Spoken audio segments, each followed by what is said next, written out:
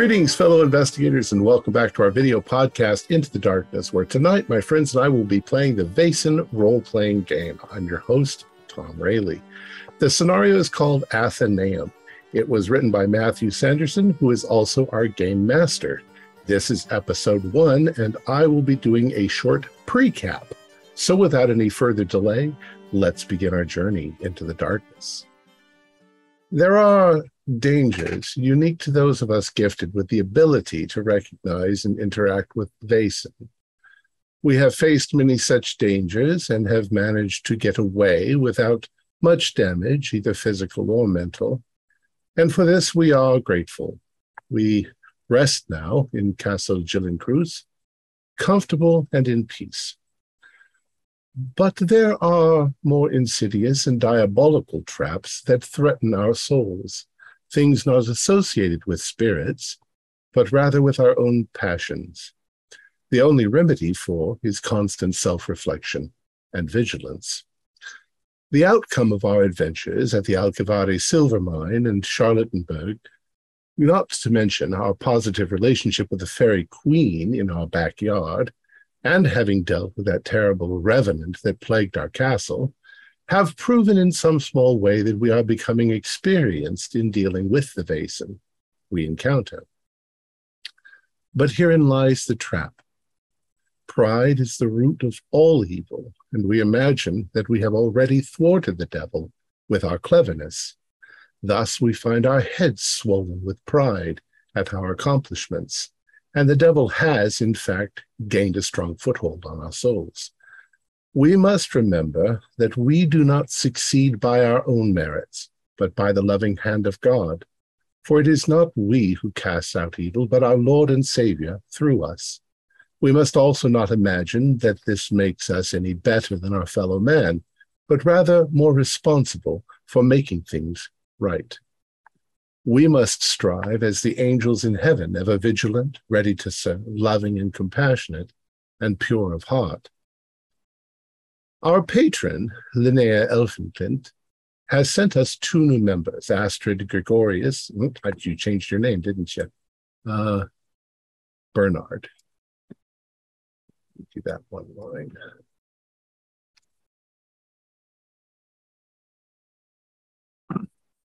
Our patron, Linnea Elfinklint, has sent us 2 new members. Bernard Gregorius is an accomplished academic, and Henrik Mekinen is a private detective. They have arrived earlier this week, and they are just getting acclimated to the castle.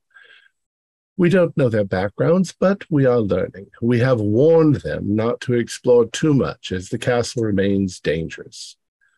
Today is another day. Another gift from God, and he probably has more work for us to do. Indeed he does, because otherwise it would be an uneventful life. And speaking of things that have happened, casting your mind back to Charlottenburg, there's a little, think of it as a loose end that's left from your investigations there. That there was a bookseller that you went to visit, and that there was a particular book that you found there. So thinking of where this book might have come from, and not knowing off the top of your head at least, where this Matala chapter house is, we'll have a quick recap. See the story so far. During a recent investigation in Charlottenburg, near the Norwegian border, the members of the society met a local bookstore owner by the name of Sten Borkelund, who was in possession of a copy of the Annals of the Society. The ex libris within confirmed it was formerly the property of the Motala chapter house of the Society for Studies of the Invisibles and Protection of Mankind. When questioned later, Bjorklund confirmed he had been sold this book and others from the same collection by one Iris Winter. The 2 of them had a no questions asked policy when it came to their transactions. Borkelund didn't question where the books came from. He just assumed it was from an estate sale somewhere in Motala. And Winter didn't volunteer this information either. She supplied him with rare volumes he was then able to sell to clients across the country.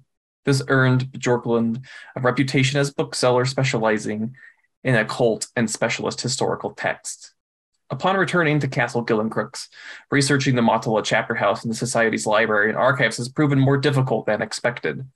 There are occasional references to the existence of the chapter house, but not its exact location. The last reference to the Mottala chapter house is in a letter dated 1844 from the nearby Orborough chapter house to Castle Gillencrooks. It reads, "We regret to inform our fellow members of the Society that our chapter house in Mottala has been lost. Investigations at the site have been perilous, with 3 of our team having also been lost, in addition to the 5 resident members. From what limited information we have been able to ascertain, it would appear that some form of magical experimentation that went disastrously, some form of magical event took place within the building. Whether this was due to the influence of a Vaesen or some form of magical experimentation that went disastrously awry, we may never know. For the safety of all concerned, it is recommended in the strongest possible terms that the site be avoided at all costs. Understandably, the loss of the Society's library and archives on site are considered a great loss, as are the resources held in its vault, but they are considered unattainable and lost to history forever." So, with that in mind, after having about a month, having got back from Alcavare, it's now mid-February. In fact, it's February the 16th, 1863. It is a Monday.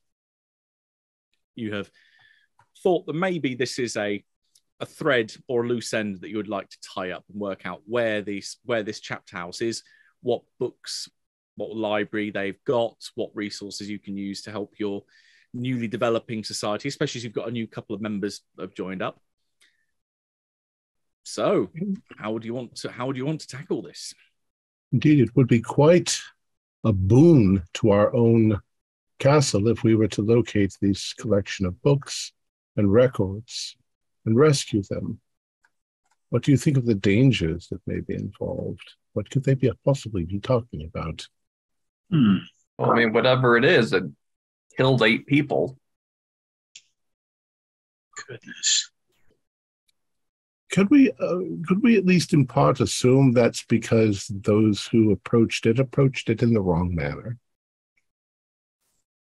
Maybe, but I think the trick is for first off trying to find this place.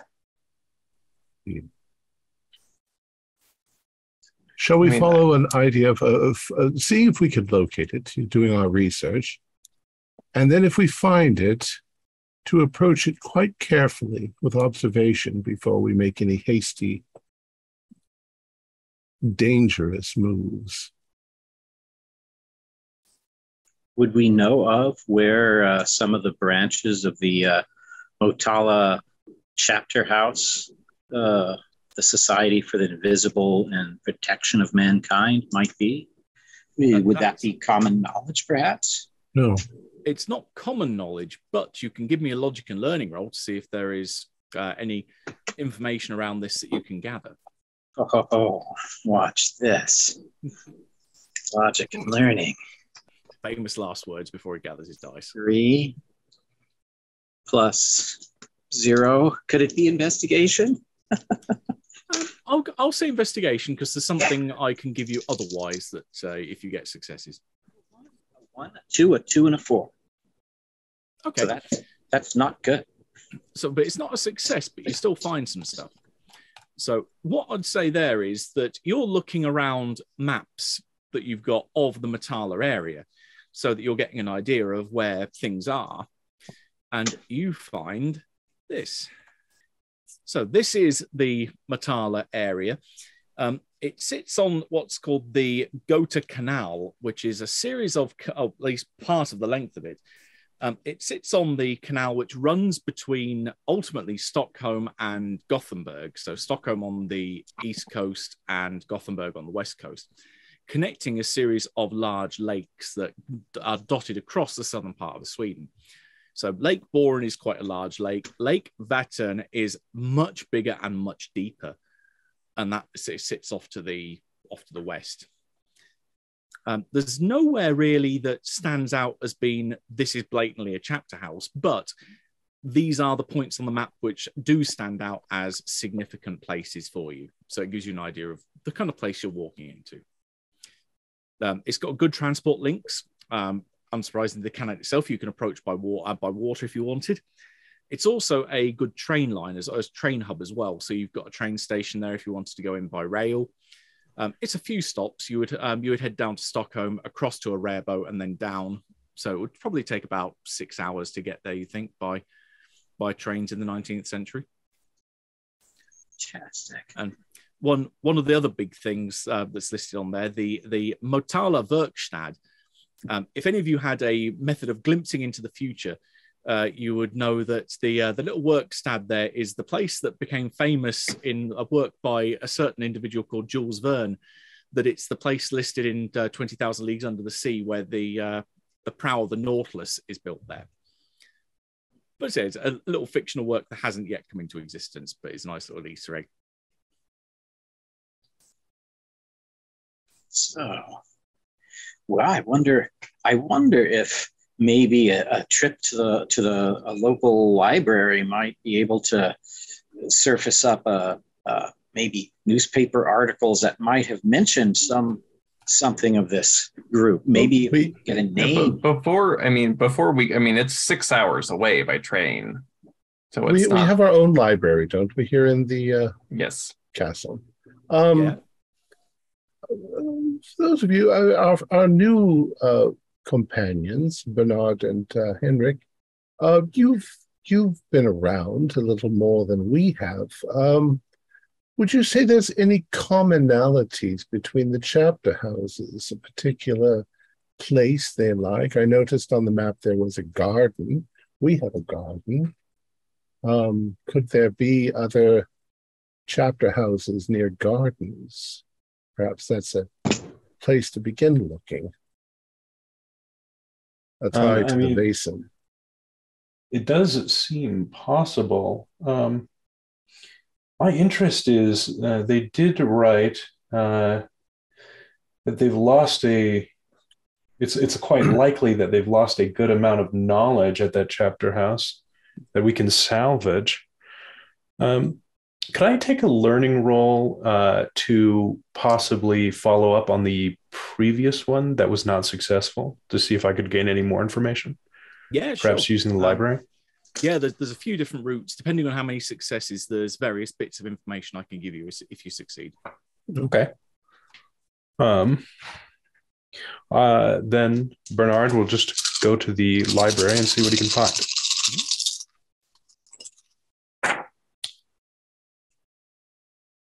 One success. Okay. Yeah. Again, you're maybe looking for references to the Motala chapter house, or at least its location, but not finding anything about location. But you do find stuff about the chapter in terms of the people that were there. So you find this. The Society in Motala. From the archives in Castle Gillincrutz, some more details about the Motala chapter house can be found. While its location and deep history are not available, records from 1842, 2 years before the declaration that the chapter house was declared lost, state the membership list at the time. There were 5 members of the society based in Motala: Makel, Franson, an occultist of note in the community of southern Sweden. His field of expertise was the study of witchcraft and ritual magic in Scandinavia from the Middle Ages onwards. Caroline Oman, a professor of history and archaeology, formerly of Lund University, until a dig on the site of a Viking Age village in Östergötland County led to an encounter with a Vaesen. Ottila Ragvalsen, a journalist and writer formerly based in Linköping. She used to work on a small local newspaper as a crime correspondent while writing Gothic fiction as a sideline. Andreas Sjösberg, a private detective originally from Norrköping that moved to Motala as the town expanded following the opening of the Gotha Canal in 1832. Philip Alfson, The society's housekeeper, butler, and cook, a native of Matala that was only mentioned in passing in the archives. It appears he tended to the chapter house while the others performed active investigations. Yeah, so at least you know the people and kind of get an idea of what their specialties were that were based there. I don't know if you were... Oh, I don't know if that's what you were looking for, but it might give us a few clues, especially the names. My first, when you were in the library, I was thinking to myself, perhaps I was mistaken, because now it would seem, according to the information we already have, if so many people have died and they've told nobody to go near it, then if it was in the middle of the city, it would attract far more attention. It must be on the outskirts in the woods or somewhere farther away. Right. I mean, it's unfortunate that all those people died, but I do like the idea of being outside of cities. Especially if they said in multiple accounts, nobody should go near it. It would make sense that there would be a location of where it is in order to warn somebody away from. Now Mikkel Frentzen was an occultist, yes. And the letters that we found said that some magical catastrophe had struck. Whether it was a Vaesen or the possibility of magical experimentation. I wonder if Mikkel Frentzen was up to things that he should not have been. I mean, we've encountered that here in our own castle from those in the past who have done. You might assume that anyone who studied the witchcraft would know better than to try their hand at it, considering the consequences. I wonder which of them was the most wealthy. They could have had their headquarters in their home. Well, I mean, is there any way for us to investigate that, like maybe the history of these people? I know they died, well, apparently horribly, but can we look into maybe some of their past exploits, maybe, what they were doing? Maybe they might help us track down more of like a area where their stomping grounds, for example. Sure. No, you certainly can.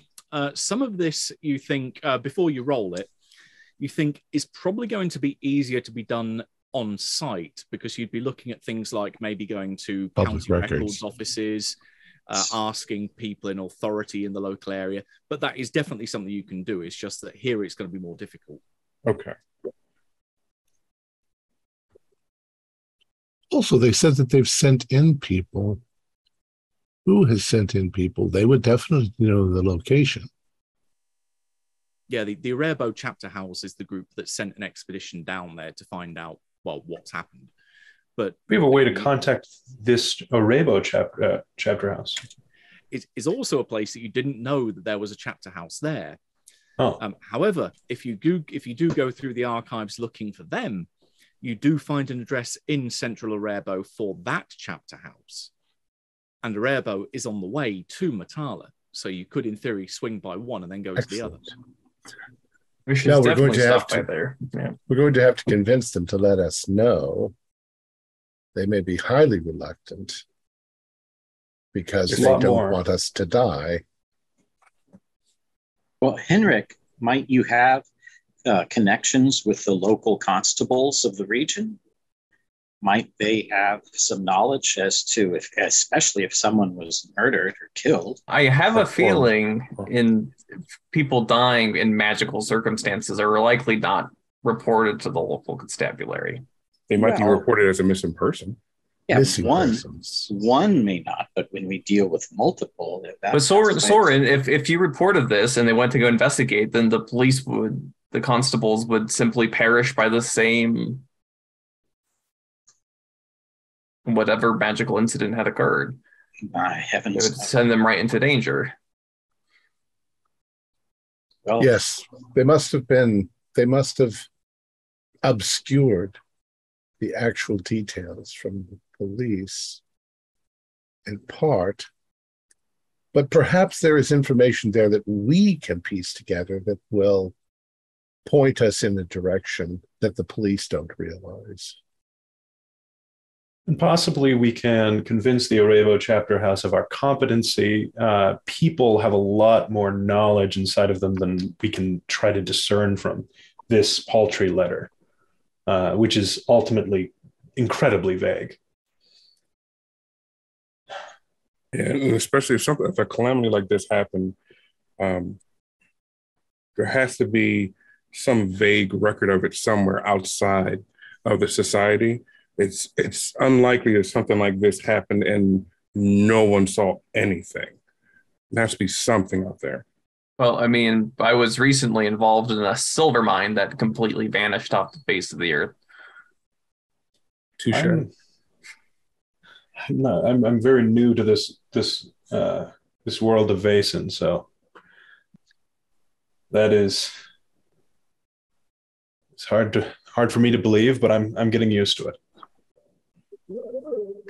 So we agreed that we'll head towards Motala and stop at the chapter house along the way.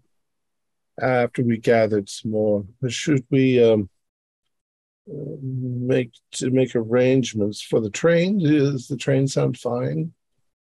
Yeah. Does the train line stop directly at Arevalo and then move on to the? Have to go down to Stockholm, then across to Arevalo, and then down to Motala. Right. Okay. I will ready the carriage. Then I'll have Algot pack all of our stuff. Algot's our servant, in case you haven't met him. Oh, he lurches into the room at this point, kind of groaning about, "Oh, you want me to pick up more bags? Okay." And then lurches back out again. Oh, my thank you, Father, for the assistance. It was getting a bit. Well, you're our servant when we're traveling, and he's our servant staying here and taking care of the place. Occasionally, he might actually do something around the castle. You never know. Yeah, considering that we're thinking about putting a gardener and a chef, what will he have to do? My cooking isn't right. fun. So let's do what research we can here. Stockholm probably has a very large library, and the university probably has an even larger library. Definitely. So also remember, if you've got talents that are specific to Uppsala, like I think your academic has a professor that they can call upon when you're specifically in Uppsala, then this is the time to use it before you head out. May I contact my professor via whatever means I traditionally do that? It's called walking. They're wonderful. Yeah. Inbuilt transportation. Uppsala has the benefit that it's a relatively small city. It's technically Sweden's second city. It's kind of like their Oxford, if you think of it in like British terms. It's always been a center of learning. It's very much a place of academia and so on. But yeah, it's pretty small. You can walk across to the other side of the river and go down to the university and be there in probably half an hour. So, not a problem. It comes to my attention, the professor probably wouldn't know anything about Vaesen, right? Or they're probably a mundane. He'd only know on a folkloric. He doesn't know that they're real. But I mean, if he's heard of this Mikael Franzen fellow, or Caroline Ullman, the archaeologist. It depends. What do you want them to be a professor of? It's interesting because I don't know what subject would allow me to ask a question about specific people. There's not like a civic. There's like some sort of. Well, I mean, if he was a study of like folklore or the occult or anthropology, he might have come across other professors, other academics, other professors, or other like occultist type, folklorist types. Yeah, okay. It'll definitely have connections within an academic arena, and then whatever subject it is specifically that they study, then obviously contacts in that wider field across the country. I will say this Professor Astrid is knowledgeable on occult matters, and I wanted to be able to show her the names and see if any of them ring a bell to her. Mm-hmm. Okay. Yep, she will have a look through those ones. So the only two that really she would stand a chance of knowing about would either be the occultist, so Franson, or Oman, the academic, that was part of the Arebo, part of the Matala chapter house. So information on either of them. Franson, yeah, he was definitely a figure, quite a big figure in the occult world, going back about 20 odd years now. Really? Not really anything's been heard about him for a while. There's rumors that the Franson family had a large estate outside Matala, somewhere in the area around Lake Boran. There's rumors that they think about kind of scratching their head, and you can almost hear the cogs turning in her head, where she says, "Yeah, I think there was something about the place having developed some kind of reputation about it being haunted. There were supposedly a few disappearances that took place around there from memory. It's got a bit of a reputation over the years. Yeah, there's supposed to be. You could see the house from the lake, but getting to it apparently through the woods that surround it is another matter entirely." She kind of apologizes that she doesn't remember exact details beyond that. But no, that's funny. Yeah, saying if you got access to maybe like a newspaper morgue, probably somewhere that has issues of the local newspaper there. She tries to think what the title is, flicks through some notes, and it'd be the Matala and Vadstena Tinnig. So that's basically the word for newspaper. They'd probably have some notes about what's gone in the area there. All right. Thank you for your help. Yeah, no problem. Anytime. Good to see you again. Good to see you. I'll be heading out of town now, so it might be a while before I see you again. Oh, the door's always open, so anytime you come by, it's always good to see you. So if you're heading out, I hope you have an interesting time. Sometimes I hope my times are a little less interesting. See you later. Yep, no problem. Anyone else want to have a look into stuff before we move on to preparation phase? I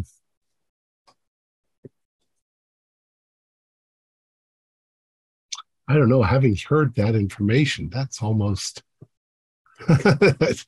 sort of almost confirms what I thought. But of course, it could still be wrong. It's only one of the people out of 5. What was Andreas and Philip? What were their occupations? Right, they were. Andreas was a private detective originally from Norrköping. I'm probably butchering the pronunciation there. And Philip was essentially their housekeeper, butler, and cook. So an overworked servant. So poor Soren there can probably empathise with the poor guy having to wear 3 hats in one go. Oh, Ken and I, do I have stories for you? My goodness. Ottilia was a journalist. Yes, that's right. Yeah, Andreas was a private detective, and Philip the housekeeper. Caroline was an archaeologist. That's right.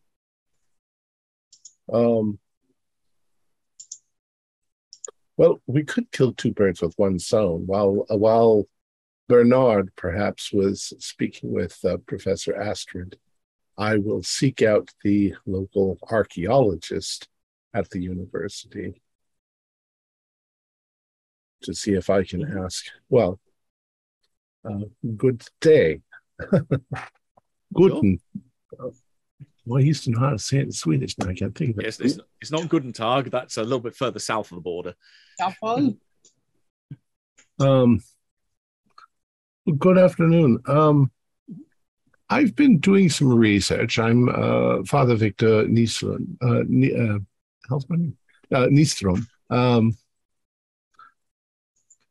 on various archaeological digs around the country, and a name keeps popping up, Caroline Oman. Have you heard of her? Okay, give me a manipulation roll to see if that you are able to talk your way in and find someone who knows the answer to that question. Manipulation. I'm pretty good. Manipulation. 6. Oh, 2 6s. Apparently you are. Right. Yeah, they who is the person that you're speaking to? Professor Johann Kepler. Okay. Yeah, so Professor Kepler has a think about this and says, yeah, because scratch his head. Oman, yeah, sounds familiar. Didn't she used to work down at Lund years and years ago? Lund. I believe that's correct. Yeah, and she moved up to Matala, I think it was, quite a few years. Well, not quite a few, maybe about 20, 25, maybe even 30 years ago. It's been a while. I vaguely recall something about she pulled a lot of strings back at the university to get a lot of books moved up to Matala, so they could found a library there of all places. From this university? No, from Lund. That she from managed Lund. To pull a lot of strings back at the university to set up the town library. Still there, I believe, because Matala was kind of like an industrial boom town, but it didn't really have much of a academic persuasion. But she changed that. She helped establish the town library. I see. Yeah, she. I think I've got an address for her somewhere, and you kind of. That's exactly what I was thinking, but I didn't imagine that you would have the address. I thought that perhaps I could find the address. No, if you have the address. With 2 successes, he has the address. Oh. Yeah, you get an address in, and I'm probably going to butcher the pronunciation of this again, Rasnas, which is one of the districts in Matala. It is, for reference, it's one of the more upper class districts in Matala. It's where it becomes almost like a peninsula that goes out into the lake to the west. It's that kind of peninsula that goes out. So it's south of the main beach that's there. The beach beginning with V that I can never remember the name off the top of my head. Vaesen Central. Pattern? That's it. Varamon Beach, which is a beach that you would be probably aware of even after Soren found the map, or even before Soren found the map, rather. Varamon has a bit of a reputation that it's a very picturesque beach. Huh. It's also one of the longest sandy beaches in Sweden as well. Even though it's quite nice and picturesque, it's a very narrow beach. There's like a raised concrete promenade that runs along the back of it. A few meters of sand that then drop into the lake, but then the lake itself is quite shallow for quite a way out, maybe like 20 or 30 meters out into the lake. It's like knee deep, so it becomes quite a nice little paddling area. You can swim around in it. Usually in summer, it's packed full of people. To the point where there's not really any visible sand anymore. It's just rows of bodies lied out there. But then when you get beyond that point where it's about 20, 30 meters out, it's suddenly a steep drop down into a very deep part of the lake. A shelf, yes. Yeah. Dropping down. My goodness, you've been quite helpful. I was very much hoping to see if I could contact her at some point. I have heard rumors that she may no longer be with us, but I wanted to at least follow up on that. Yeah, the Professor Kepler does have a ponder and says, yeah, I don't think can't remember hearing from her for quite some time now. Must be at least a couple of decades since she's published anything. How old is she? Do you know? Or how old would she be? I think she was probably in her late 40s last time, so she'd probably be in her 60s by now. Do you know any of the books that she published or she wrote?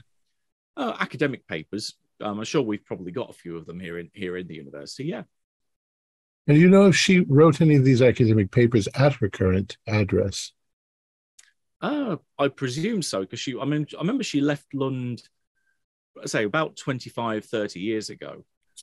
And then she was based in Motala, as far as I'm aware, ever since then. And she was still publishing up until about 20 years ago. So she was doing it out, even though she'd officially left her position at Lund.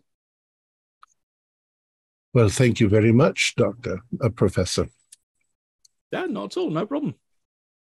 Enjoy your day. Yeah. And I leave. Be seeing you. Well, I've got an address. Mm-hmm.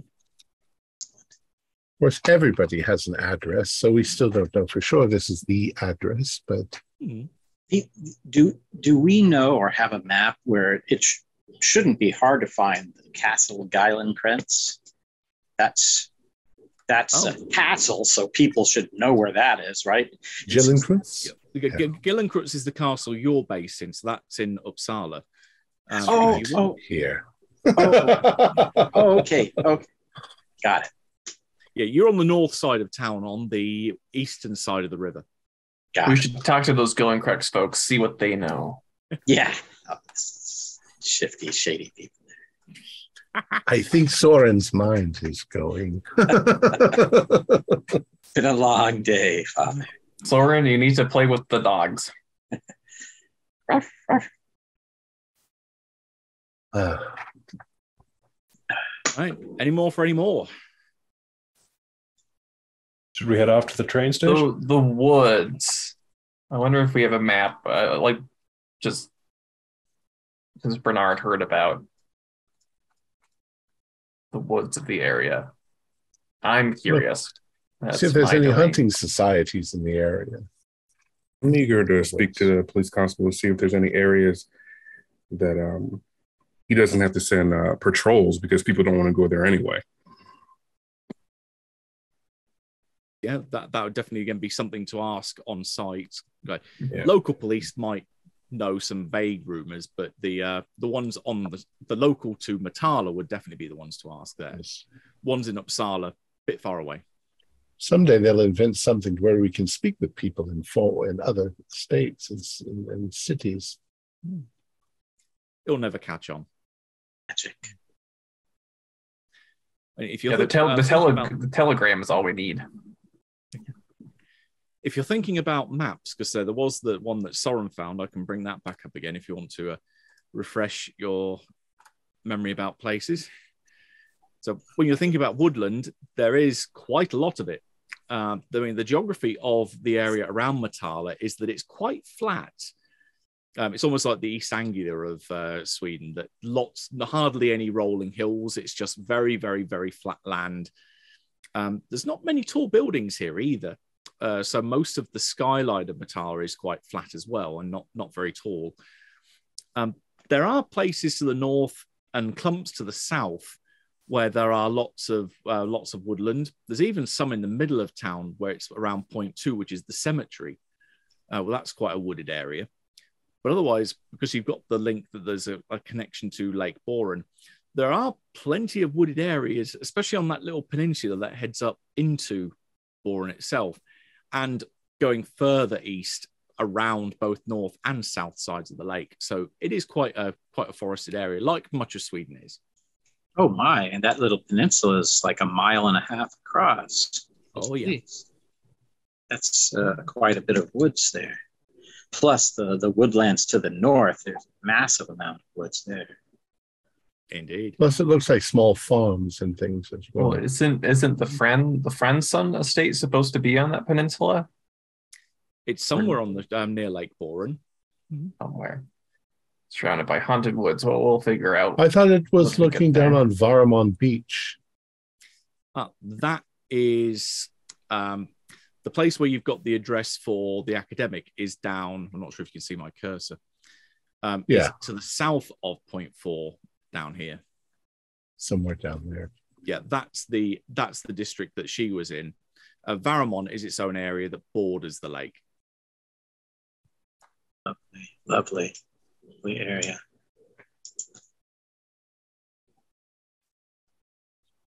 Well, Alcott has packed our things. When does our train leave? As you're in a major train hub in Uppsala and on the main train line from Stockholm, every 30 minutes, so you can pick whenever you want to head off.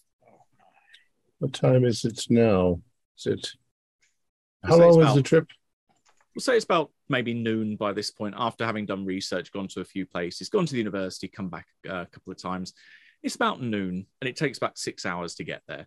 So you can be there by evening. Do you want to leave now, or do you want to leave tomorrow morning? It's sunrise and sunset if you're looking at the hours of light that you've got to operate in. Sunrise at this time in mid-February is about 7:30, and sun goes down around 5 o'clock. I think we could leave now, Father. We can find a place to stay there. We can do that, then sleep, and then start early in the morning already there. Yeah. Splendid. And also depends if you want to stop off in a rare bow as well. That might delay getting into. Oh yeah, we should definitely leave today so we can go see what if those folks know what the hell happened. Well, if any of you would like to have your confessions heard, then have a blessing over you as we begin this new chapter in our adventure. I will accommodate you in the chapel. And then I turn and I go to the chapel. Torrin looks impressed by that. You know, if the devil ever decides to come into my life again, I'll just shoot him in the face. Again. Should have learned his lesson the first time. Do you say that out loud? Yeah. You shot the devil? That's the story I need to go on the train. Representative. Yeah, I'll tell you all about it. It was in this little town. I whisper to Henrik, I think this chapter house is insane. And don't forget, we have to leave an offering out for the fairies before we leave. And then I look at Bernard like, have the two of you met the fairies? I'll take that as an here. Follow me. I'll go get some cream and some like sugar, like a little pastry or something from the kitchen. Henrik is visibly uncomfortable because I don't know if this is like is actually fairies, or are we talking about like people who think they're fairies? Like, well, there's one way to find out. Yeah, follow me. Okay, so if you follow Torrin outside, I'll lead them out to the. Yeah. There's outside in the grounds of the castle, you sit in roughly like a rectangle that's surrounded by about 8 foot high wrought iron fences with nice sharp points on them as well. And tucked away in one corner of the grounds away from the castle is this what looks like from a distance a mound, but it's surrounded by quite thick brush that someone or multiple people by the sets of footprints have walked through gaps in the hedges to get here and carved a path. And this mound has a row of 7 very old, very rotten crosses on top of it. The one that's the furthest on the right, kind of leant off at an angle, just has the single letters EB that are visible on it. What the name has almost long since deteriorated, but you can make out the first and the last letter, or the first letter of the first name and the first letter of the last name. And then right at the bottom of the mound, where there's an area of grass that's been cleared a little bit more than what's around it, to any untrained eye, it would look kind of just like a mole or a rat, an entrance to maybe a rat's nest. And that's where Torrin goes down with his offerings or her offerings rather, to the hole. Now see, Henrik, he believes this molehill is a fairy dwelling. Probably just a gopher. Yeah, this is weird. And taking a hat off. For a moment, you wait around for a few moments and you think, yeah, this is folly. This is complete nonsense. And then something moves inside that hole. And coming out is a figure that's about that tall, so maybe about 3.5 inches tall, dressed in miniature plate armor that's polished gold, with a sword in hand, proportionate to themselves, and this bright set of almost like butterfly-like wings that extend off their back, and comes out long, flowing hair, very effeminate form, and looks up at Torum with a smile and kind of nods in a very friendly manner, like definitely you've seen him before. Oh, never mind. Well, welcome, neighbor, she says. Yes, thank you. We have some new residents of the castle, and we would like to introduce them to Your Majesty. Oh, by all means, yes. I will inform her that we have some new guests, and an offering has been made as promised. So she told us back inside, and then about 2 or 3 minutes later, there's this buzzing of wings, and out from the hole comes a little flotilla carrying a litter. So this golden throne with these 2 poles suspended either side, with 2 fairies at the front, 2 at the back. Again, all in this gold armor, flying and hovering, carrying this figure that once upon a time would have been, you think, maybe quite beautiful, but now is kind of hunched, scarred, and has these 2 stumps for where wings used to be on her back. And that she comes out and is hovered by her fairies, looking around and taking in the new faces. Ah, welcome, new neighbours. I am Queen Mia Dreamer. This is my court. I check to see if the alcohol in my container has been opened, but it has not. No. Hello, Your Majesty. Good to meet you, Your Majesty. The only reason I'm not freaking out at this point is that Bernard isn't freaking out. He's seeing what I'm seeing, so that's grounding me in this at this point. There's also a nice mechanical advantage you've got on your side. Vaesen normally have what's called a fear rating, which is like, if you think of it in Cthulhu terms, it's a bit like a sanity check level, that you have to achieve so many successes when you roll dice. But fairies have a fear 0, so you don't need to worry about them. You can still be scared of them, but mechanically you aren't having to freak out over seeing. You should definitely worry about them. Being on their bad side is a very bad thing. Do they have a offering dish or an offering area I can place forward? We've planted little flowers and little area, but I'm in the chapel, so I'm not there. I brought them some dairy stuff, just barely. So. And I take out 2 finely polished gold krona, and I place it there for them for their own shiny treasure nest. Nice, thank you very much indeed. We always appreciate nice shiny metals. So how have things been with our delightful neighbours? Things have been quite harrowing of late. Many dangers. The world is, as you rightfully know, is full of dangerous things and dangerous people. Indeed. Your Majesty,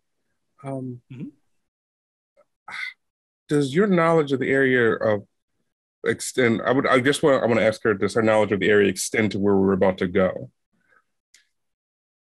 We'll see how your dice roll goes, depending on what you ask. Okay. She was instrumental to helping us in previous. All right, so would that be investigation, or it's gonna be a social skill, because you're dealing with her as like a person you're speaking to. So if you're trying to find out information from her, I'd say manipulation is probably your best bet. Oh, I have a manipulation of 0. So how does that work? You roll your empathy. Yeah, but just your empathy on its own. Okay, so roll 3 dice. Yeah, Okay. Oh, one success. Okay. Right. What is your question? So we're heading. I can't pronounce the area, but we're heading to the area, and we're missing a chapter house, and we were just wondering, would you might know of any calamities or things that have happened in that area that you or your court might know about? If you'd be so kind. Yeah, no, she nods, and you can see that she's evidently thinking. I haven't been there personally, but I have heard of this place. Unfortunately, and she squirms a little bit, thinking back to my time with one of the less favorable members of your former society, or the Order of Artemis, as it used to be known when she was here, Emma Bockvist, and looks between Victor, Torren, and Soren. You may remember her. That when she did, and she points over her shoulder, this, I got to learn a little bit from other poor creatures that she had interrogated as well over the years. And there was a particular being that she had enslaved and learnt or forced it to teach her abilities. An entity known as a Spiritus. You can all give me logic and learning rolls when that word is mentioned. May I make use of my book collection? Yeah, I'd say you could either have a couple of books to hand and flick through them, or do this, not retroactively, but post-actively do it when you get back to the castle to have a look through stuff. And I'm in the chapel, so I'm not with them right now. There you go. Up sixes. Oh, 2 successes. Ah, right. Okay. Yeah, you've definitely heard of a Spiritus. These creatures are kind of odd, even on a level for Vaesen. They are, if you think like a cross between a shrimp, a dragonfly, and an armored slug, that all wrapped up in one. These things are almost armor-plated flying monstrosities, but they're only usually about this big, like a hand size, kind of big. They are renowned for being able to teach people, if you can get one, magic. So they give their owners the ability to cast magic. But they also have a kind of double-edged sword. If you are the third person to own one, this thing can basically take your soul and supposedly take it back to its master in hell, the devil. They're kept, at least one way that you can keep them in your servitude and keep it fed, is you keep it in a silver snuff box, which you then feed it spit. And you may have heard Torren or Soren mention that when they went into Emma Bockvist's room in the castle, which is now probably been sealed back up again if you've been sensible about it, but on her desk there was a silver snuff box that looked as though something had burst out from the inside and then gone through a hole in the window and out many years ago before they uncovered the room. But yeah, Mere Dreamer states that the Spiritus that Emma had captured said that it came from a place called Matala. So, as it says right here, they're shrimp dragonfly slugs, big as your fist, and they steal your souls. Indeed. Only the third person. Only the third. Yeah. They lure you in by being able to teach you magic, and then it has a high cost. You would also know with your second success, there are rumors about how you can, but if you are potentially the third owner and are really unlucky to get to be the next person to get it, ways that you can try and break out of an agreement with it. The normal, or at least the normal conventional method is you have to lead a virtuous life. Basically, you have to tip the scales in favor of you going to heaven rather than going to hell. But there's also rumors that if you gather 12 people to sacrifice them, that this will provide enough magical energy that you can then try and break that bond. But no one's ever tried it. How many people do we know died at that site? You've got 5 people that used to live there, 3 people that went missing or disappeared as part of the Rarebone chapter house that went in. So you know of 8 so far. It's a good line of thinking, Henrik. Maybe that was the calamity. Right.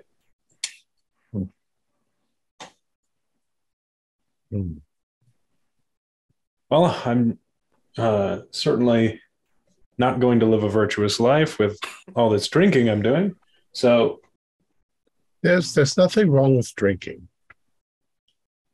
Thank you, Father. You're only wrong when you get drunk, right? Well, if you're out of control. But do you happen to have all a problem sins can be forgiven. All sins can be forgiven. Do you have any problem with my opium, Father? Opium. Well, the doctors and physicians think that it's quite healthy, so I don't see a problem with it. I mean, it comes from a plant, doesn't it?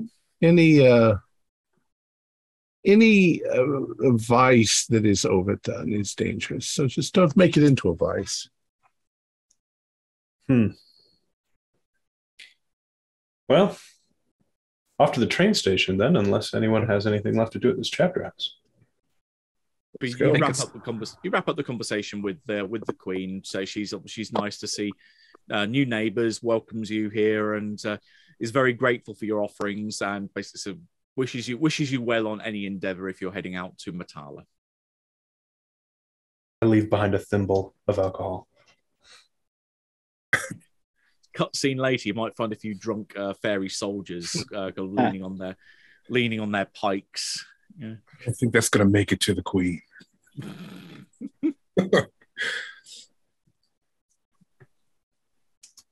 Right. Anything else before you want to head off?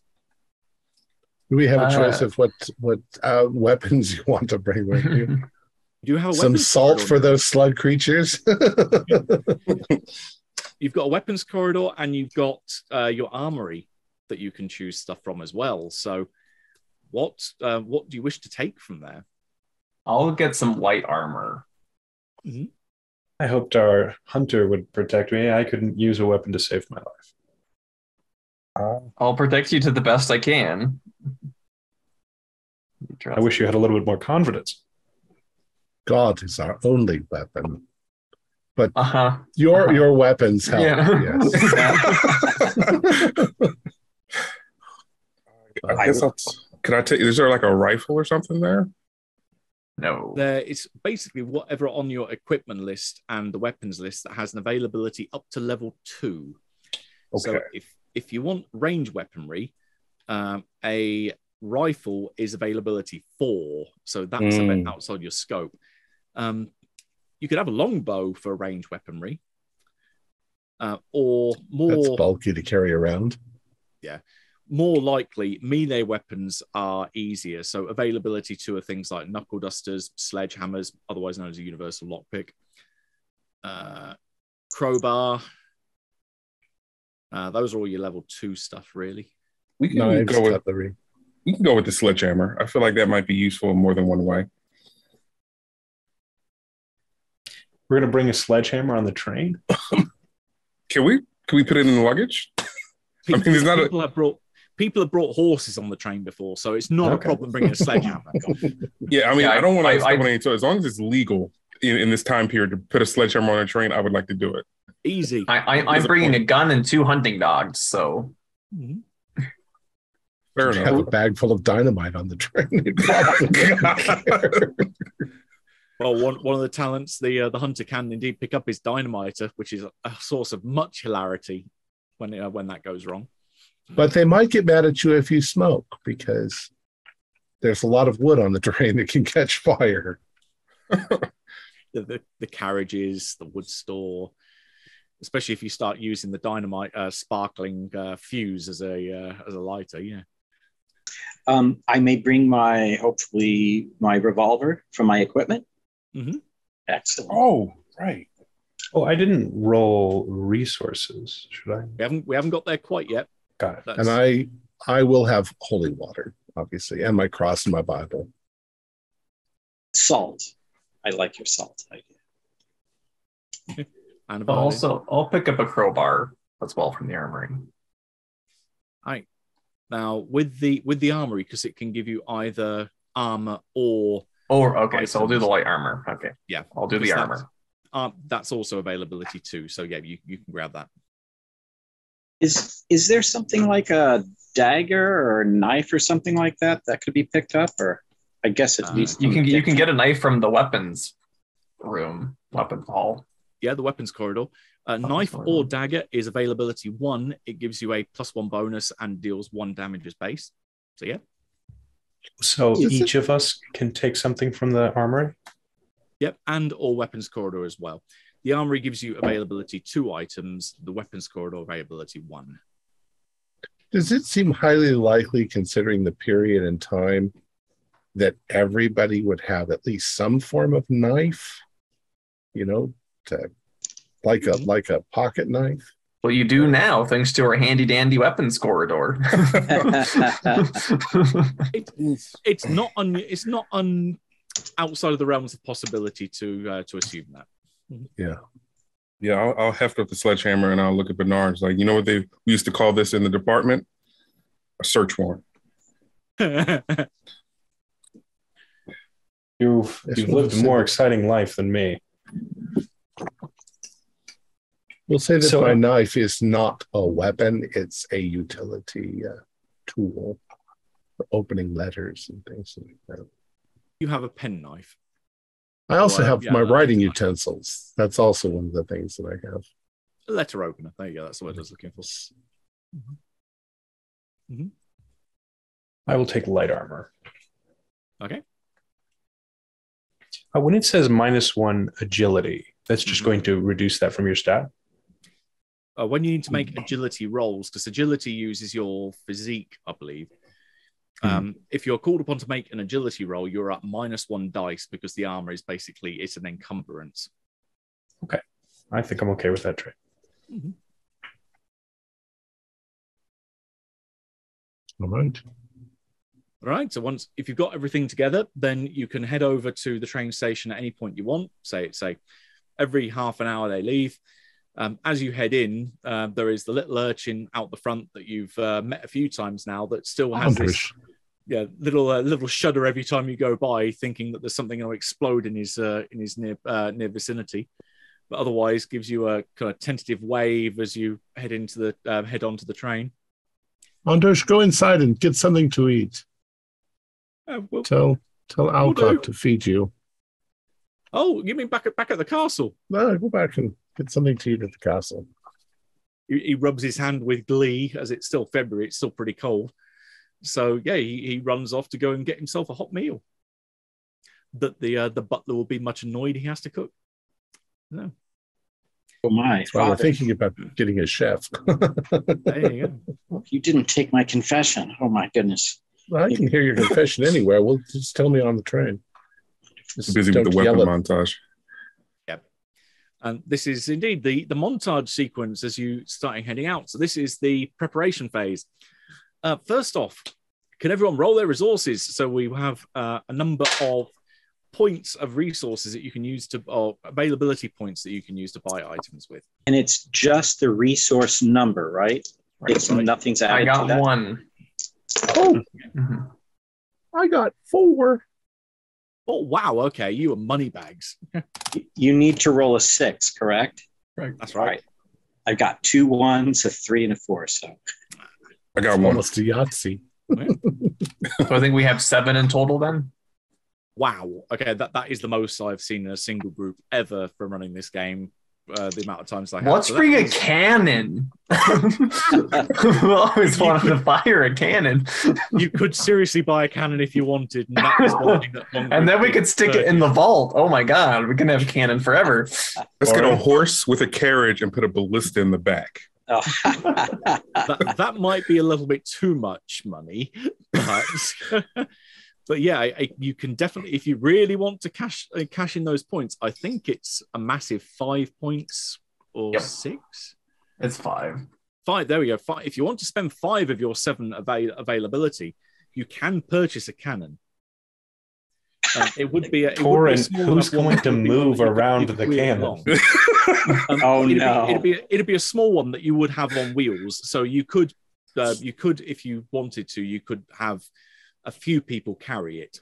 But it wouldn't the constabulary take notice of us hauling our cannon around? You might attract a degree of attention. It is not for this particular trip, Bernard. I'm talking about for later. We keep it at the castle as on the front lawn and stack the little cannonballs in nice patterns. So we have 7 resources. That's excellent. Yep. So you can either cash those in if there is something you specifically think of that you want now. You can buy it on the way down there, or you can save them for later and then use it to purchase when you're there. And I guess as you've got your cellar vault, remember you can store up to 3 of these for a future scenario as well. You could get 5 cuirasses. Or you could get a cannon sword. A cannon. Without how about a dog grooming station? That's not on here, is it? There is a kennel, though, which you could think of as a dog grooming. But without it being a spoiler, I've run this scenario before when I was playtesting it with my home group, and they did get a cannon. So this has been something they've used before when they've done this scenario. How did they? Oh, I'll ask later. Standing on the shoulder of a giant. It's a folding cannon. Oh, fold that. Yeah. It's little ones. No, it's a little cannon. It's not a massive artillery cannon. It's a cannon, though. So do we want to spend it on something at this point? Do we all need? Have we all brought armor? Well, some of you have. I never got light armor from the armory. You do that without spending resources. Oh, okay. So there would be enough to get a set of light armor then? Yeah, each of you has, because you've got the weapons corridor and the armory. Okay. You have a choice whereby the weapons corridor gives you an availability 1 item or weapon, like a melee weapon or ranged weapon. The armory means that you can also get a level 2 item or armor. And the light armor starts at availability 2, so you can get either a slightly better weapon or armor from the armor. So more than one person, since one person already took it? Each player has that. Yeah. Then I would like to take the armor as well. Okay. I think it's up to your discretion, Father. You contributed. I have my armor. Right, but do you have a cannon though, Father? I have my cannon. Do you have a cannon that will actually do something, Father? They call it the Holy Hand Grenade of Antioch the last time I checked. No, I shall leave that sort of thing in your profession, not in mine.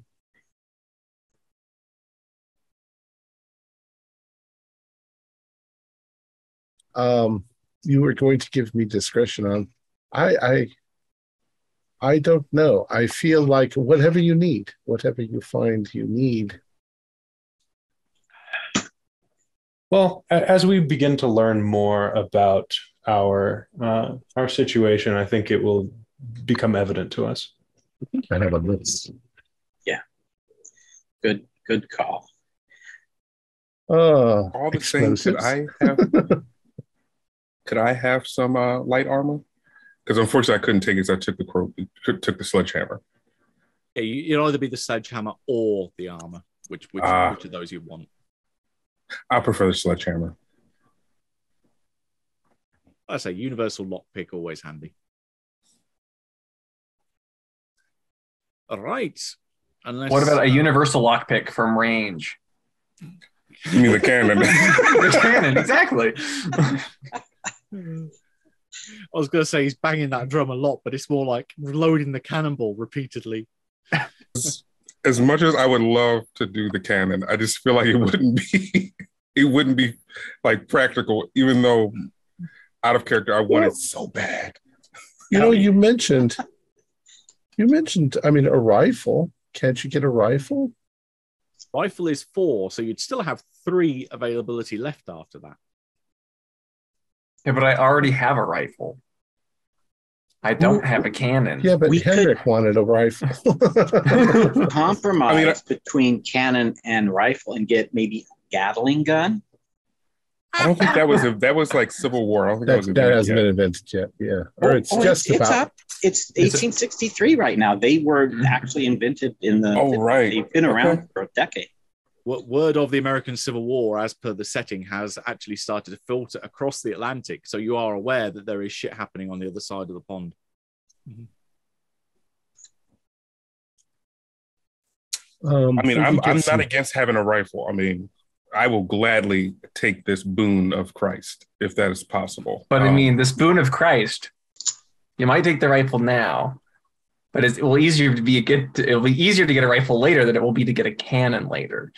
Why don't we just hold on to our cash and start the investigation? If you want to buy it later, then or buy stuff later, that is not a problem. But also on your train journey down, you can select any one skill to have your advantage in.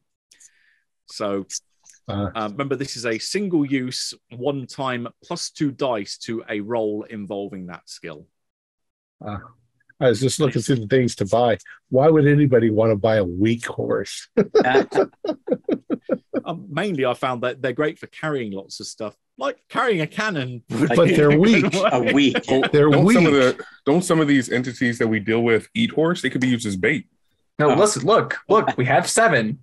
5 for the cannon, 2 for the horse to carry the cannon. It's all coming together. You could even buy a stable when you get back to your castle as well to keep the horse. All right, and that's a +2 to skill. Yes, the one time. Okay, so I'm going to add +2 to manipulation if I use it just the once. Yep. I will spend my time on the train reading, and I will put my +2 into learning logic. Good one. Mm-hmm.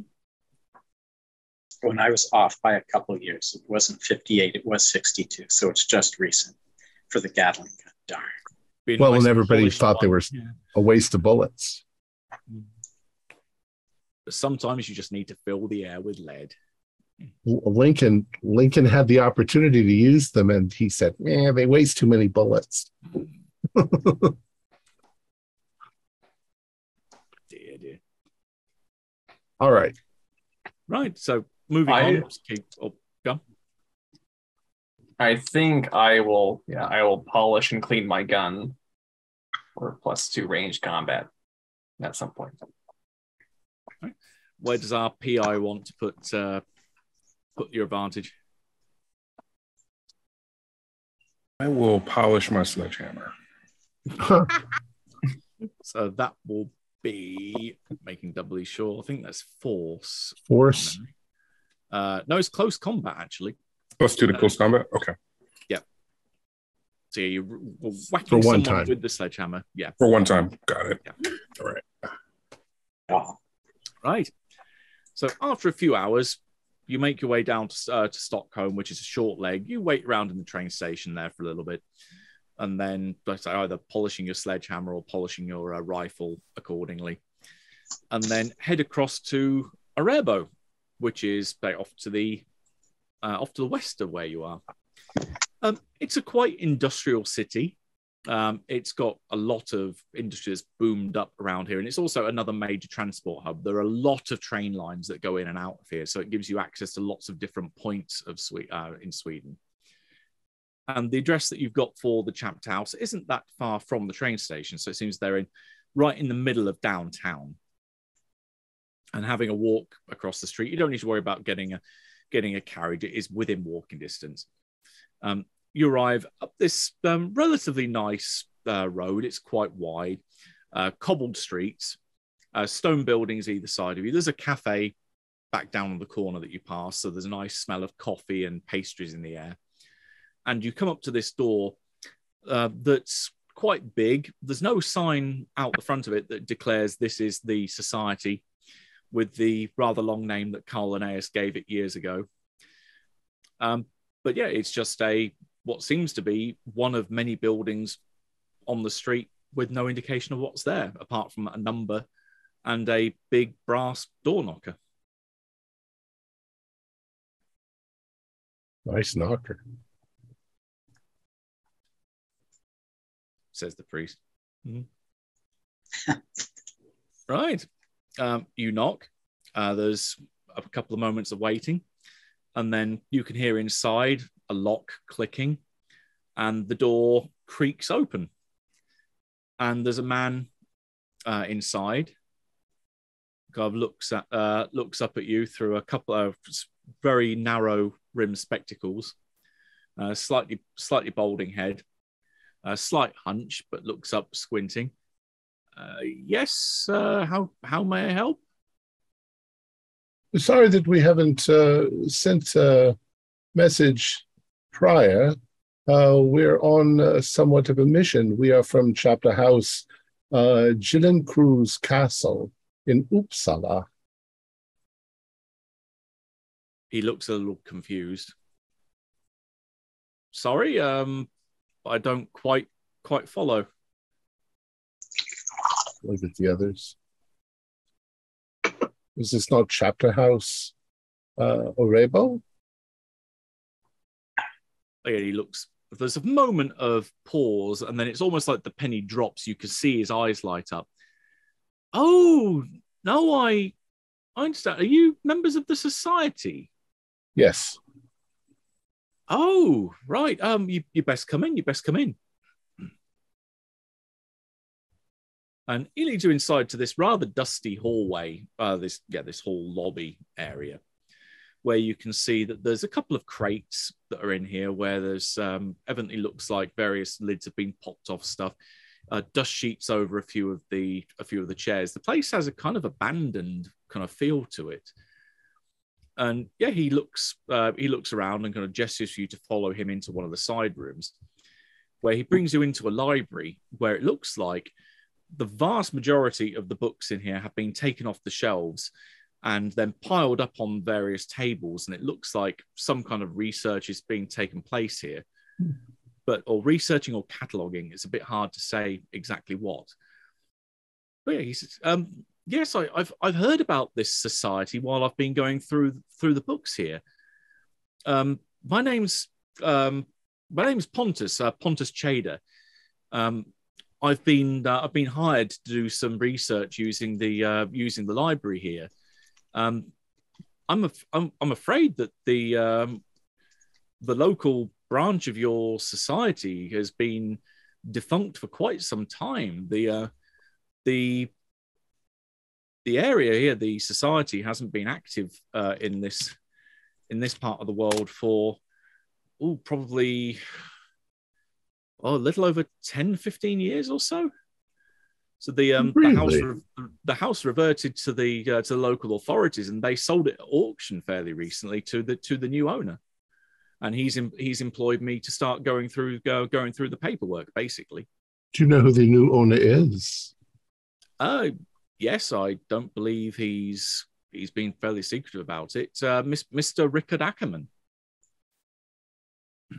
A name that the father and Torren may remember from your visit to Charlottenburg as the owner of the lumber mill, the firm Ackerman Lumber, who brought the sawmill up in Charlottenburg. And he's dead, isn't he now? His son is, because he sent his son to. His son was the person that was killed by the devil that started that whole incident up there. So you've been saying you've been doing some research here. The last reference we're doing some we're investigating the Matala chapter house. The last the letter is dated 1844, and it's from here, or what was here, the Orebo chapter house, and it's in your investigation that you've done recently, have you found anything about the Matala chapter house? Right. He ponders and has a think about it. I'm fairly sure I have heard of something about that. 1844, you say, yes? Yes. Right. He wanders over to a series of books up on the shelf that look rather familiar to some of the books that you've got back in your library. That the further along the shelf they go, you realise that they've got a bow and arrow symbol for the Order of Artemis on the spine. And then the further, more recent volumes you get, they just become known as the Annals of the Society, volume like 1, 2, 3, etc., etc. And he pulls out the most recent one and starts flicking through it. I'm sure I remember having a read through this and finding something. He passes you passes you the volume, and then starts having a look through a couple of other books on the shelf to see if he can find something as well. Does the name Iris Winter mean anything to you? Ooh. Give me a manipulation roll to see if he knows about that. Okay. I am not good at this. Failed. No, he shakes his head. No, I can't say that name rings any bells. But I'm sure I have heard, and he kind of almost jumps in a eureka moment.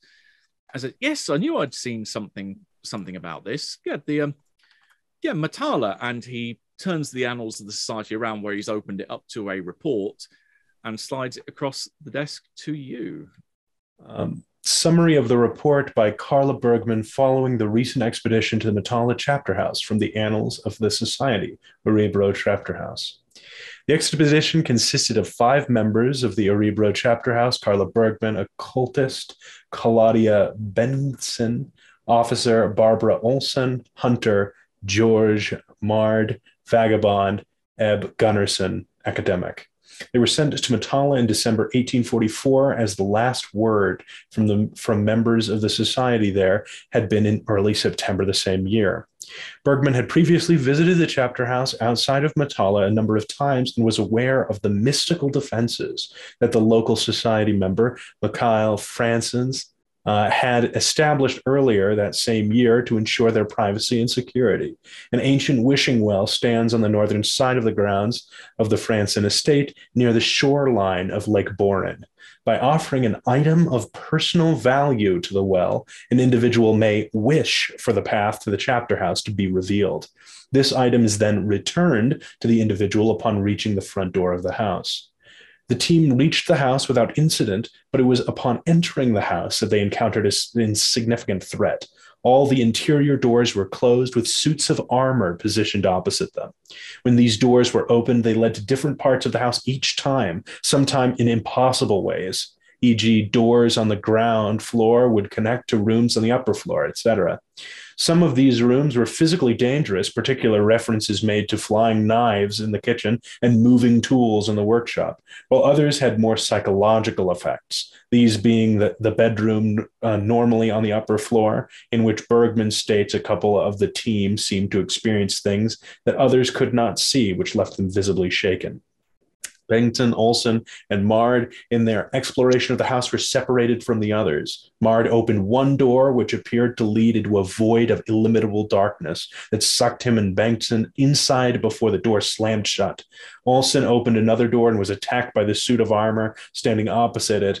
Behind him, it grabbed him and forced him inside, down what Gunnarsson said was a flight of stone steps going down.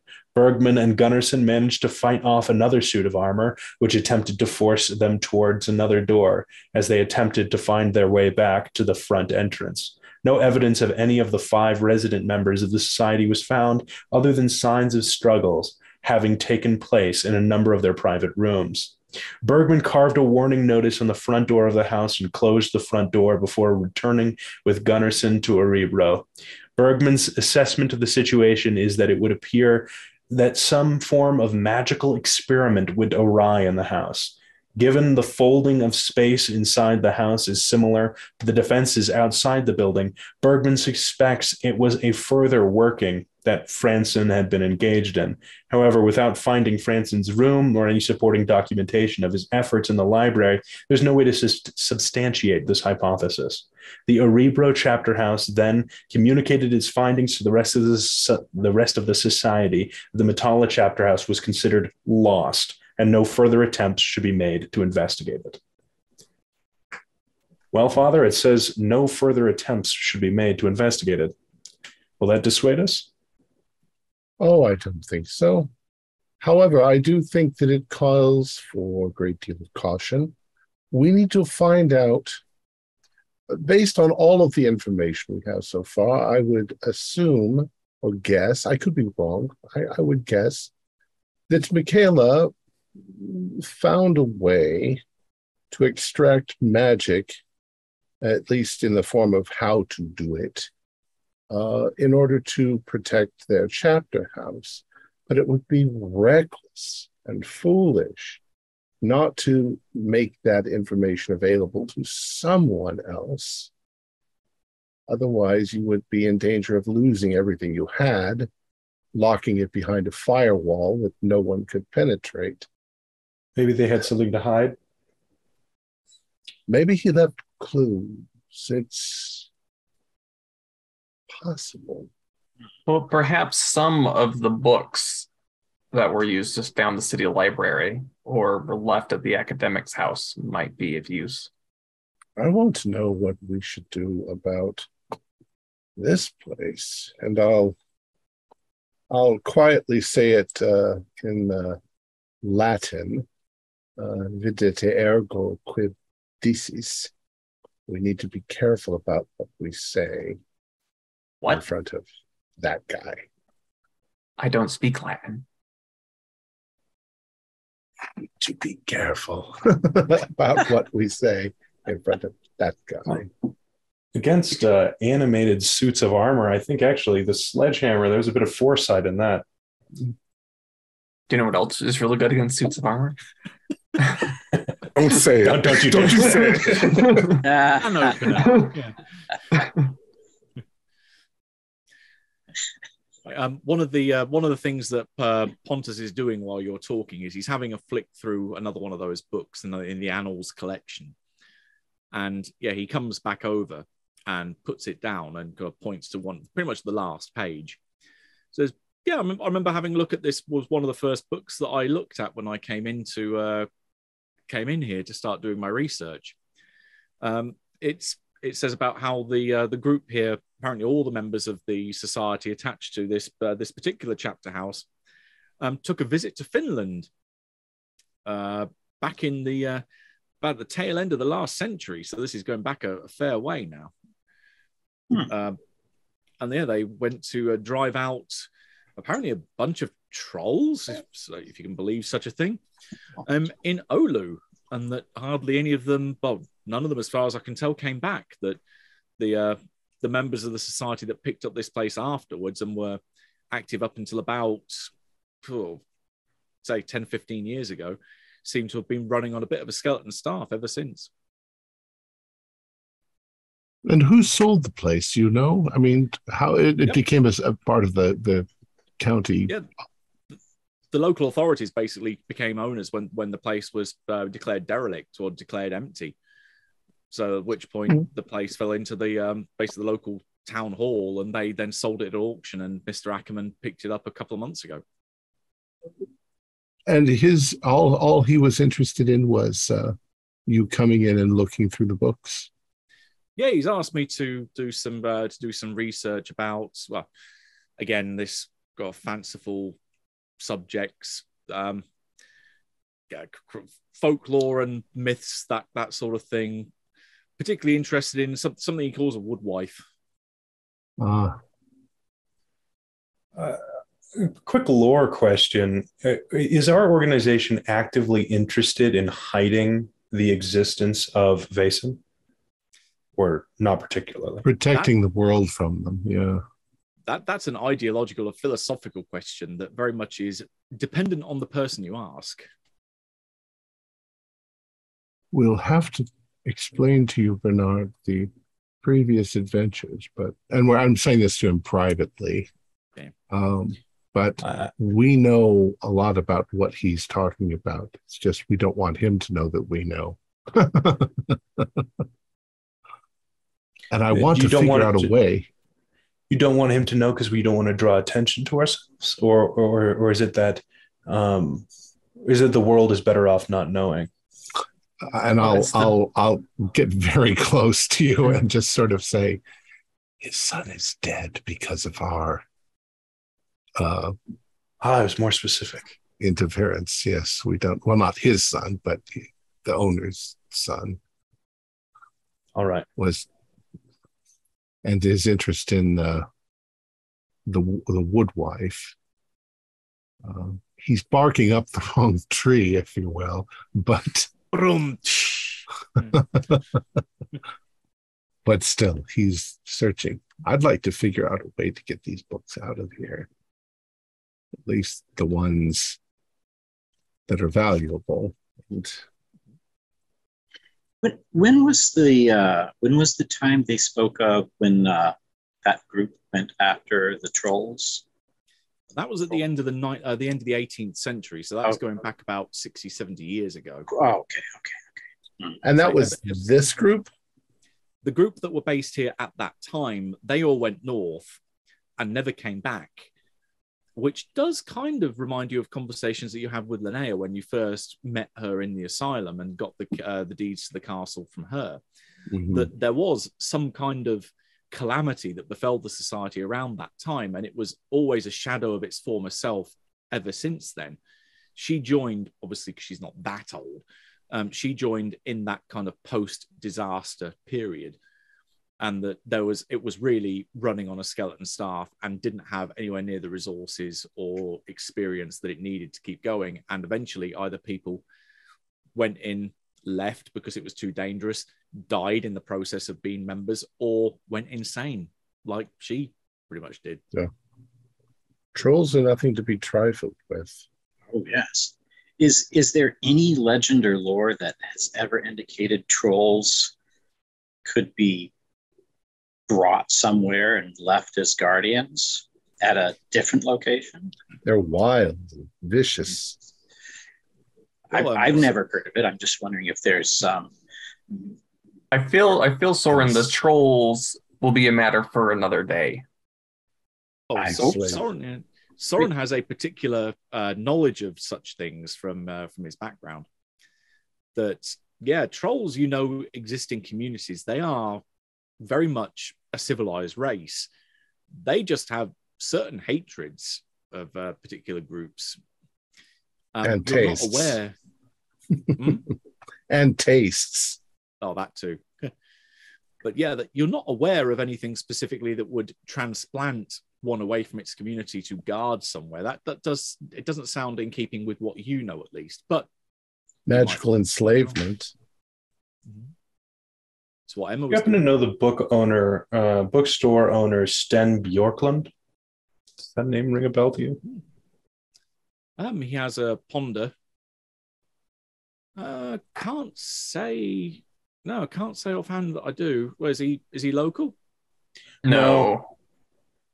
Oh. No, he shakes his head then. Charlottenburg, near the Norwegian border. Oh no, I haven't been there. I hear they've got good Christmas markets though. Oh, I'll make sure to check that out. It's a lovely little town. As long as you don't gamble too much. If I'm going to look arrogant and walk about staring at things while they can engage this fellow, and I'm going to take a look at the books they have, and I've got an overcoat, so I might spirit something away. which is a sin. But okay, well, as you're walking around looking for something nice to pick up, you can give me your choice of investigation or vigilance. I will go with investigation because I got more points in it. Investigation, logic. Continuing asking him questions to distract him so he can steal something. Have you ever heard of a book called The Annals of the Society? He kind of nods and points to the book that you've got in your hand that has the report in it. Yeah, apparently it's one of the, from what I can tell, all the chapter houses in the society had their own versions of the annals, which they recorded their exploits in. Hence, finding that particular bit of that report about Matala. Ah, I see. I'm very new. Yeah, Thank you. You get him distracted, so yeah, he kind of explains some of the stuff he's heard of in this thing. Did that give Father Victor any opportunities there? I had no victories. I didn't find anything that we don't already have, or I didn't find anything dangerous that. Okay, I wouldn't want outsiders. You've certainly not got any books on that kind of spectrum of ones that you want to identify. But you do notice that one of the sections where it looks like he's taken a whole half a shelf of books away and put them on a nearby table to start going through, you do see that once that's been exposed, that area of the shelf, there is a lever that you can see hidden on the side of the bookcase that, by the look of some scuff marks on the floor, imply there is a false door there. You know, we've come a long way. I'll turn around. Are you a book scholar? Well, I'm kind of a bit of an all-rounder. I've worked in academia most of my life, so research is very much my thing. That's why I was hired to do this little project for Mr. Ackerman. Who's taking care of you? Are you staying here by yourself? Yes, yeah, I've got the run of the place, so more rooms than I can need. Would you like to join us for a meal? We've just gotten off the train and we're kind of hungry. Oh, yeah, certainly. I mean, I'd offer to cook something up if I was a decent cook, but there is a lovely little coffee shop just down the way. There's some lovely pastries if you're partial to that kind of thing. Yes. Why don't we do that? Right, yeah, certainly. And he basically gets his coat and shambles on back over to you and says, "Yeah, just down the end of the road." And I'll indicate to the rest of you, keep him occupied. So, sir, I'm sorry. I didn't get a chance to do it when I was on the train. Do you know where the facilities are? Anywhere in this area? Oh, yeah. I mean, the house is not quite as modern as some of our other conveniences in the town, but there is a little outhouse out in the back courtyard. Could you show me where it is? Yeah, just sure. And he starts hobbling through the building, gesturing for you to follow on behind him. Yeah, I'll follow. I'll follow along as well. There's a secret panel behind the wall, behind the bookcase. How do you know?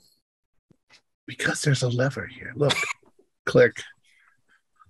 And chunk, the bookcase comes out a few inches. So is it like a big, you can open the whole thing? Yeah, the whole bookcase swings to one side. Okay. Say, making this very slight scuff mark on the floor, but it doesn't look as though it's been opened in years. We look inside. What's inside? It's a set of steps going down, following the wall, so it looks like it goes into the basement. Here, look, I can go down, Father. You can say I went to go. Maybe you went to go retrieve something. You went to go establish our hotels stuff. Yes. And Yes. Perhaps I went with Torin as well. I have the academic background. Yep. Okay. And we'll join you then at the cafe later. Yeah, you get the chance. All right.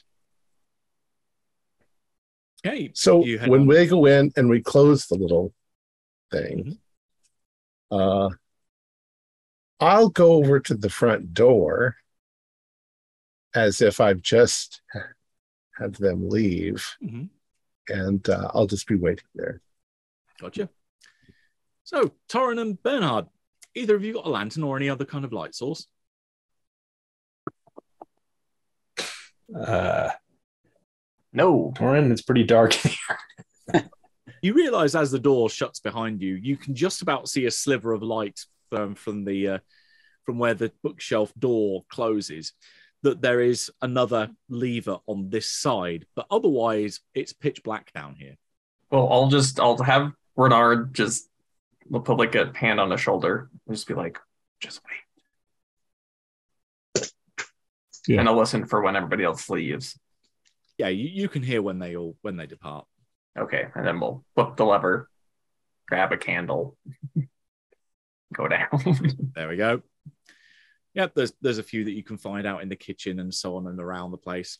So you head down, cupping the flame, and then heading downstairs. And it leads to a relatively small area. It's probably a part of the basement that you think has been subdivided.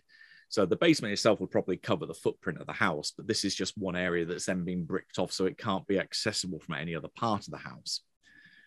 There's what looks to be a wrought iron, almost like a jail cell door, that beyond it there is what looks to be like crates or small crates like this, almost like wooden boxes full of coins in what looks to be a little treasure vault, or at least their own little bank vault area. And then another door that's again similarly kind of barred, that has a row of shelves, and there's a series of what look to be books and also some items, trinkets that look like they are polished metal. Take a closer look. This is your area of expertise, Bernard. I'll see what I can figure out. Yeah, I mean, the main thing with the books, you really need to get through the door first. Oh. Torrin, do you have any way to get through this door? Mm-hmm. Is it a lock? It is a lock, but you could try to force the door open if you wanted. Shame that your private detective with his universal lockpick is upstairs rather than you guys. Is there such thing as a shared test in this, or a helping? Indeed, we found this out. I thought that there wasn't, but one of our listeners pointed it out in a previous video that I discovered recently that yes, there is. So thank you very much to said listener for pointing me in the direction of that part of the rulebook. If you are working on a task together, you can get an additional +1 dice for the person that makes the lead roll per person that helps you up to a maximum of +3. Okay, well, I wonder, like, if I get a little, like, a knife I got from earlier, can I kind of try to lockpick? Lockpick, yeah. Right, lockpick themselves have there is an equipment for lockpicks that uses the stealth skill. Okay. What I would say though is that because you're using a tool that isn't meant specifically for that, you won't get the equipment bonus for the knife, but you still get to use your regular precision and stealth. And if Bernard is trying to help out by saying, well, maybe twist it this way or do this and that, kind of providing assistance or at least moral support, then you can get an additional +1 for that. Okay. 8 dice, nothing. Remember, you can push it. So if you want to take a condition and re-roll all the dice that didn't give you a 6. Yeah, I'll get angry. The whole building comes crashing down. Yeah, I'll get a little angry. Fucking block. And there we go, 3 6s. Right, there you go. After a little bit of frustration and swearing, there's a pop, and the door is still a bit rusty, so you push it open with a squeak. You're fairly sure wouldn't be heard upstairs, but definitely it opens with a kind of ominous creak and gets you inside to this little narrow corridor with just the shelves on one side of the room. And yeah, with your academic to be able to get to see some of these titles, Yeah, there's some nice volumes on the occult here. There's quite an old copy of the Malus Maleficarum that you're pretty sure is a good couple of 100 years old. There's a copy of the Grand Grimoire, otherwise known as the Red Dragon, and also a few other books that have maybe not quite well-known titles, but some of them that stand out to you as being, oh, this could potentially be interesting, like the got Legends of Tevedon Forest and a few other bits and pieces there that definitely strike you as being interesting. So I will like remove books from my book collection and just replace them with the most notable entries in this collection that immediately stand out to me. I think take it all, Bernard. I only got this one sack. I don't. You've got the facility that if you wanted like to take your coat off and form like a impromptu bag, you can fashion ways to carry this stuff out. Okay, yeah, I'll carry as much as I can. Mm-hmm. Yeah, there's about 10 books in here, so between the two of you, you can bag them all. But there's also a few other things. There's things like crosses in here, small items that if your father was here, you'd probably think would be reliquies. So for storing such items, and also amongst them, considering that you got your 2 successes earlier, there is a silver snuff box that would be used to hold aspertus. Doesn't look like one's burst out of this one though, but if you wanted to hold one or trap one inside, this would be the kind of box you would need. I'll take this one with me. Mm-hmm. All right. There's one loose in that house. I'm looking forward to diving into some of these tomes. Should we try to sneak our way out of here? So we take all this. We know the money's down here, but we can't really. There's no way we can. I can't see a way. How you would need a cart to carry all that money away. Is it possible to reach through the bars and grab some of it? With a stretch, you can probably grab a handful. Yeah. Okay, I'll do that. I'm not above that as well. Otherwise, you're just lying there, ready to be picked up.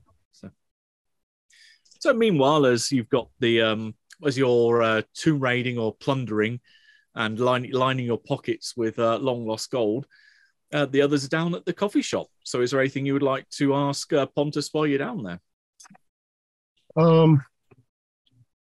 Not specifically, just keeping him busy. I don't know what's keeping Torin and Bernard. They just had to do something at our hotel. Mm-hmm. They should be back any moment. Mm-hmm. Well, there's plenty of places to stay in town. So, yeah, you've got. He basically starts listing a few of the B&Bs and hotels in the area. It's like, yeah, you're spoiled for choice. I mean, this is almost like an occupational hazard for a place that's got as good transport links as a Rarebo has. What do you think of Mr. Ackerman? He pays well. Yeah, he's a lovely fella, really. I mean, he's a bit. Some say maybe he's a little. No, extreme's probably a bit of an extreme choice of words, but a little eccentric. A little eccentric, but also very very commanding, very authoritarian. That's the word I was looking for. Yeah, he knows how to handle his empire and knows how to get things done with his business. Yeah, he seems to have, as you say, eccentric hobbies. I mean, he asked me to look into these woodwives of all things. So, well, we are a bit. I mean, we really didn't know until we came in and met you that that this is transpired, that the chapter house had fallen apart. We don't always communicate with our other chapter houses on a regular basis. A great many of those texts in the library are quite valuable to us, not to others, but to us. They're collections of information on the occult, and it's basically what our society does.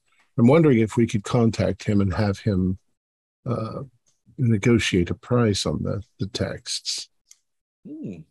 Okay. He thinks about it for a minute. I can certainly pass it up the chain, so I can ask him to get in touch with you if you want to leave me an address where he can write to you. That would be nice. Does he have any plans for the building? Has he said? I'm not that I know of. As I said, he brought the place mainly so he could. He understood there was a library as part of the auction listing, so I think that's why he purchased the place. So yeah, I mean, he might be willing to part with it. It's he's a man that's got plenty of money, so you never know.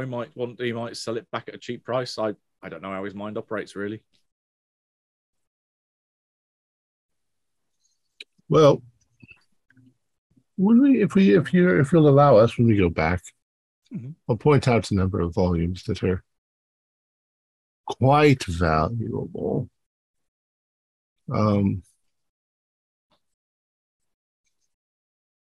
On cue, Bernard enters with a puffed out coat with the word. Well, we probably do have a hotel. Well, I don't know if we're getting a hotel. We're not. We're going to move on to the. We have luggage, so you can put it in your luggage before you. I was thinking, just to clarify, I'm trying to set a kind of a trap.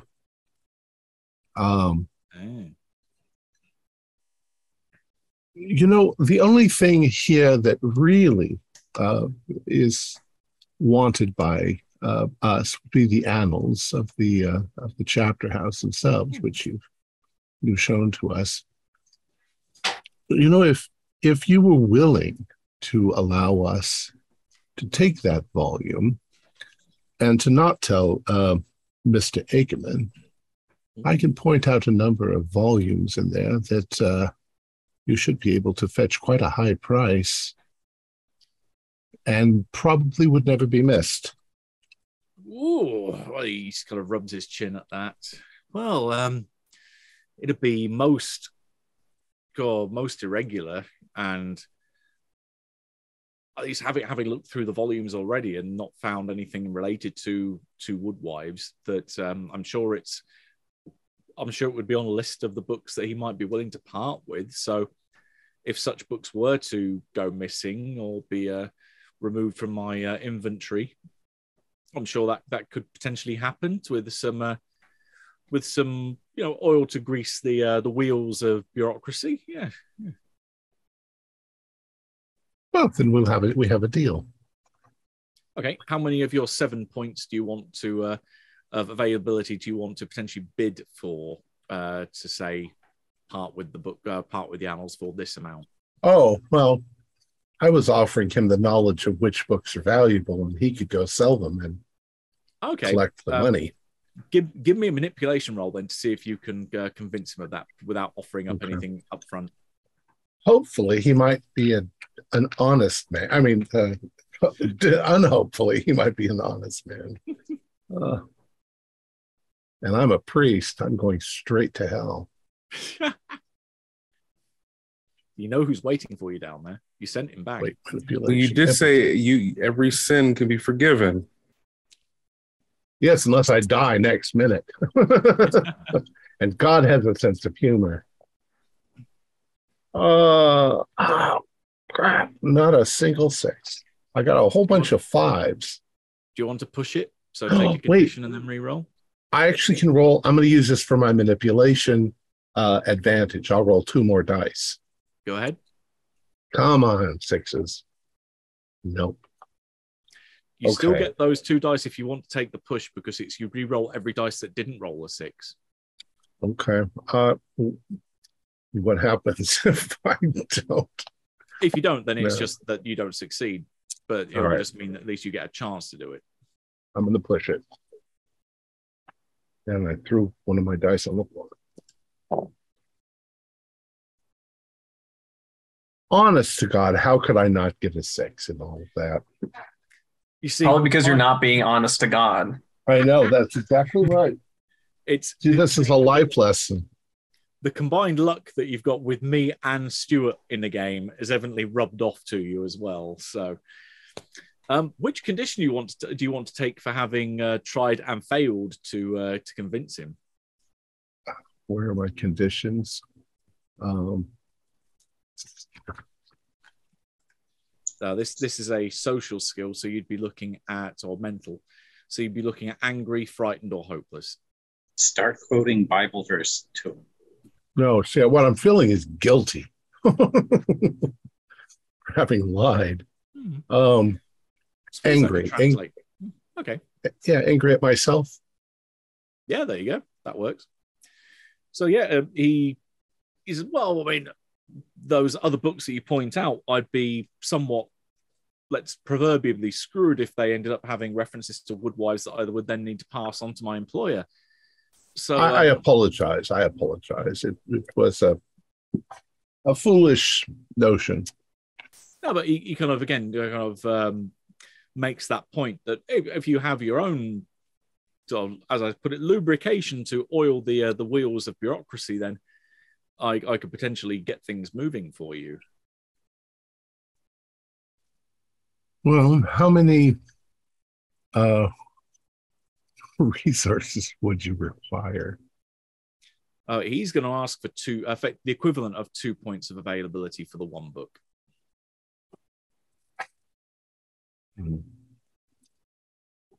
Why are Bernard and Torrin going? Of your 7 points, you've still got 5 left over for the cannon, if that's what you're really I know, but I mean, spending 2 points is getting dangerously close to the cannon money. I think he's got 100 load of books. They've both got they both have 100 cannon trust fund in that basement down there that they found. They could come back in the middle of the night and take the chest. No, we already got the most valuable books out of there, but you don't know that. No, the gold. Well, yeah, but we can't really go get all the gold now, can we? Can't we? In the middle of the night. Whack! Open. You're now. Lord, you could whack the guy with your sledgehammer. Completely ignoring the Vaesen, committing armed robbery. How quickly we have forgotten the lessons about gambling and greed. I have gone down. Assault with deadly weapons. Turns out we're just a bunch of greedy motherfuckers. Unfortunately, we are on a mission at the moment, and we don't have the resources necessary. But perhaps on our way back, we'll drop by. Okay, he nods. Oh, I'm here for the next few weeks, so yeah, I mean, plenty of time for you to drop by. We're going to come back. Question. Before we leave the house and they come back, the lever in the wall, is there a way to remove said lever and put it back later? Yeah, I'd say it's been there for a long time, and it is a wooden handle that you could, with your knife, you could pop it off and take it with you, and they would need to fashion some kind of, even if he knew where it was, he would need to then have a carpenter come in to make something that would then fashion a replacement. So it'd be very difficult for them to replace it. Not impossible, but very difficult. I'll assist. Yeah. You pop it off. So put that in your pocket as well. And then you heading off, presumably to be a little bit out of sight of the cafe, so that they don't see you. Yeah. Okay. I'm again presuming. Correct me if I'm wrong. That eventually you'll kind of maybe spot Torrin and Bernard as they leave. So giving you kind of a prearranged signal to say, "Oh, you're out," and that you can then disengage from. Well, they came in to join us at coffee once they were done. Yeah, that works. But yeah, you can go your own separate ways after a little while. And yeah, Pontus does say, yeah, if you're going to come by in the next couple of weeks, then I'll be here. So hopefully we can come to an arrangement at some point. Excellent. And then you had your separate ways. Yeah, we're going to head to the. We're going to head to the train station. Yeah. That sounds like a good time to have a bio break, grab a drink, and generally break for a few minutes. 5 minutes later. Right, so you're on the train heading down to Matala. And unless you want to do anything on the way down, we can skip to you arriving at the train station down there. Okay. After your little detour in Arebo, it's probably a couple of hours after sunset by now. So we'll say it's probably about 8 o'clock in the evening. Sun's been down for a few hours. Say sets at about 5 o'clock in the afternoon at this time of year. Matala has a fairly nice nightlife. It's not like it's a ghost town. There are people out and about, particularly where you are. The train station is on the edge of the kind of downtown area. So you've got this nice open, wide plaza outside. Directly across from it is the wonderful combination of courthouse and police station, and then City Hall across the road from that. So this is very much the kind of bureaucratic sector that you're in. But if you take a left and head down, down the hill, it's more down the road rather than a hill. That takes you towards the harbour area, down near where the church is. The church is actually on top of the hill, and then it slopes down towards the harbour through a very nice picturesque park. There are plenty of hotels and B&Bs down there. One that would be easily found on the map that Soren had is the Hotel Nostalgique, which is a nice little red fronted building with white highlights. There's balconies on 2 floors going above ground level, with a nice view of the harbour. And it seems quite a nice, not expensive place, but definitely a nice high quality place. So let's choose this place, yeah. Lots of the buildings here you can see are kind of color coded. A lot of the official buildings in town, so lots of the public amenities, are yellow fronted with white highlights around the edges and around the window frames and such. Other buildings are kind of more grey, and then there are some others that have red instead. So yeah, there's a few things that stand out about the architecture here. Lots of terracotta roofs too. I've got some pictures of modern day Matala, which will give you an idea of some of the major landmarks that dot across the skyline. So to give you an idea of the feel of the place.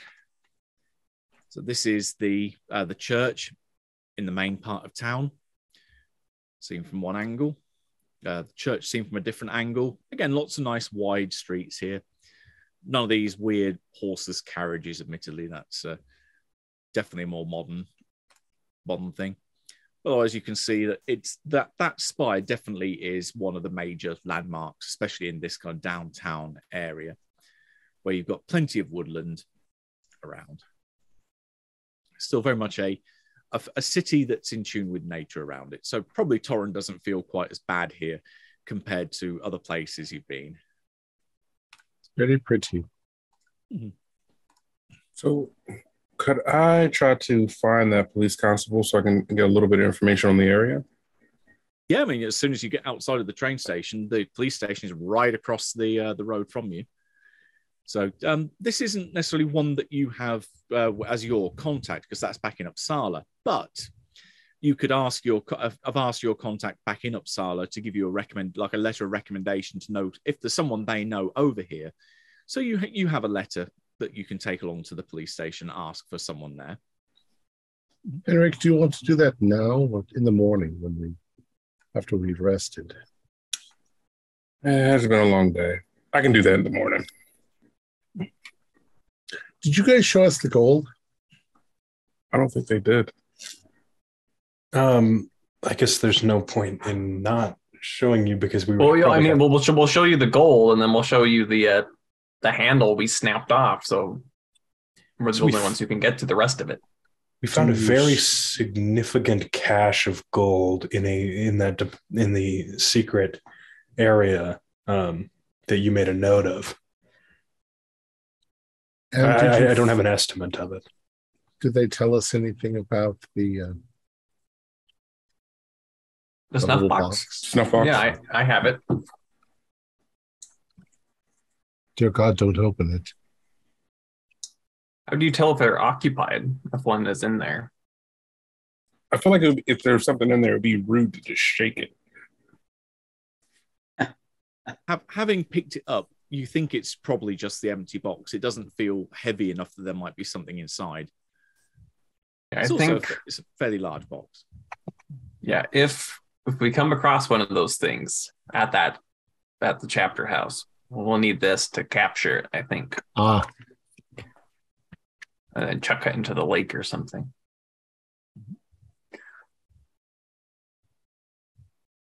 Then it will only be imprisoned until the box rusts. Give it to the fairies. I don't know if I want to give it to the fairies. Is there a place in town where I might be able to procure a hammer, some nails, and maybe like 6 little boards by any chance? Probably not at 8:30 at night. Well, yeah, I'm just thinking in the morning before we head out. Yeah, there'd be a hardware store or a general store, yeah. Okay, excellent. I'd like to procure that in the morning.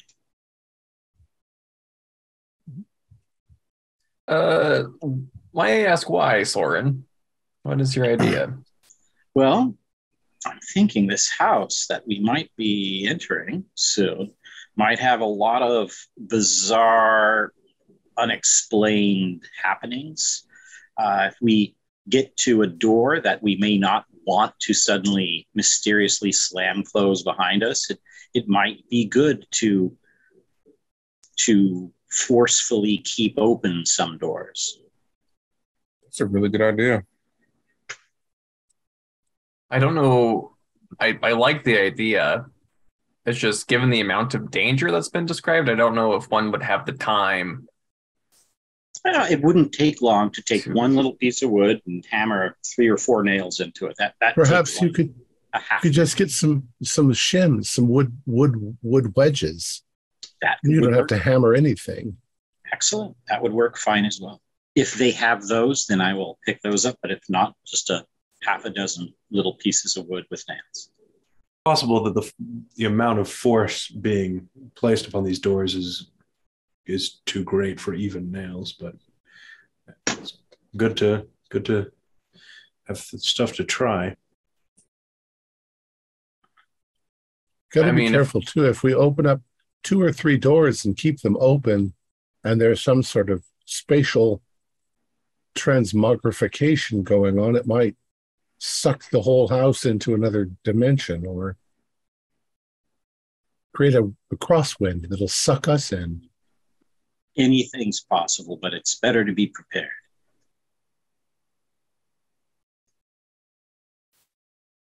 Well, how about we prepare by having dinner before we turn down for the night? That sounds lovely. Yeah, I mean, you can definitely grab some dinner from the hotel restaurant. They're open until late. They also cater to locals as well, so the restaurant is open probably about till 10 p.m. Also, that's when they start taking last orders. Is there anybody there who looks like woodsman type, hunter looking folk? There'd probably be a couple of more fishermen, so there would be some outdoor types. This is somewhere that's on a fairly large lake with a fairly big canal next to it. There is a harbour that you have a good view out over, so there is definitely more of a fishing vibe here than there is, say, woodsman type. Maybe if you got towards the outskirts of town, you might have a different type of clientele, but you're right in the middle of town as it stands. Okay. Dinner does sound good. Mm-hmm. Oh, do they have pickled herring and a good smorgasbord? Oh. There's a scenario I need to introduce you to called the Silver of the Sea. You would have a running fear of herring after having played that. Oh, I love pickled herring. Right. Yes, you can certainly have herring on the menu. That is not a problem. There'll be plenty of locally sourced herring. Excellent. That's very popular here, it looks like. Right. Anyone else want, besides giving your GM flashbacks to another scenario, any other things you would like to do in the evening before turning down? Say my prayers. Is the father able to hear mental conditions mid scenario? Yes, he can. Okay, because I have that lingering anger from that damn lock. Right? Yes, I can hear your confession. We can discuss it. Well, Father, I don't know. I feel that sometimes I'm so quick to rage, and it clouds my mind. That just ever I don't know. Ever since that experience in the castle of reliving the experience of the Queen, just not being able to do things, not being able to get into places, get out of places. I just get very angry. As long as you're aware of this, then you have the ability to control it. And I mean, you should be angry in some things. We all are. I completely lost my mind today, attempting to deceive someone.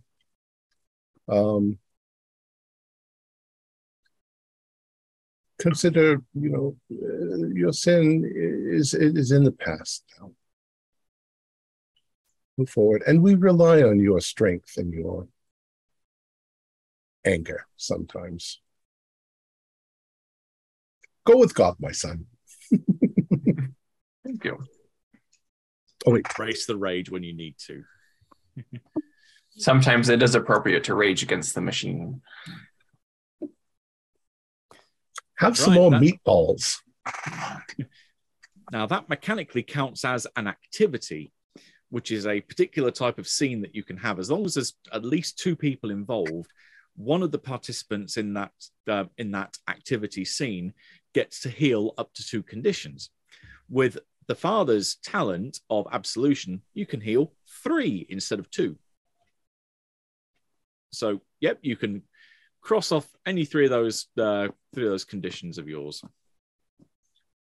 What I think I will do afterwards is I will go to the local church and see if I can find the father there and have my confession heard. Yeah, sure. You can certainly head there. Do you want to go through the confessional speech, or how do you want to do that? Well, we can just say that I did it. Okay. Right. Well, we'll skip over that as a montage sequence. I can roll inspiration to see if you get any of your conditions removed. And I've got 2 6s, so yes, you can definitely cross off those. Okay. I only have the 1. So. No, you are more than feeling good about yourself on the way out. As you leave, though, I presume it's just yourself that's going on your own? Correct. Can you give me a vigilance roll as you head outside? Uh-huh.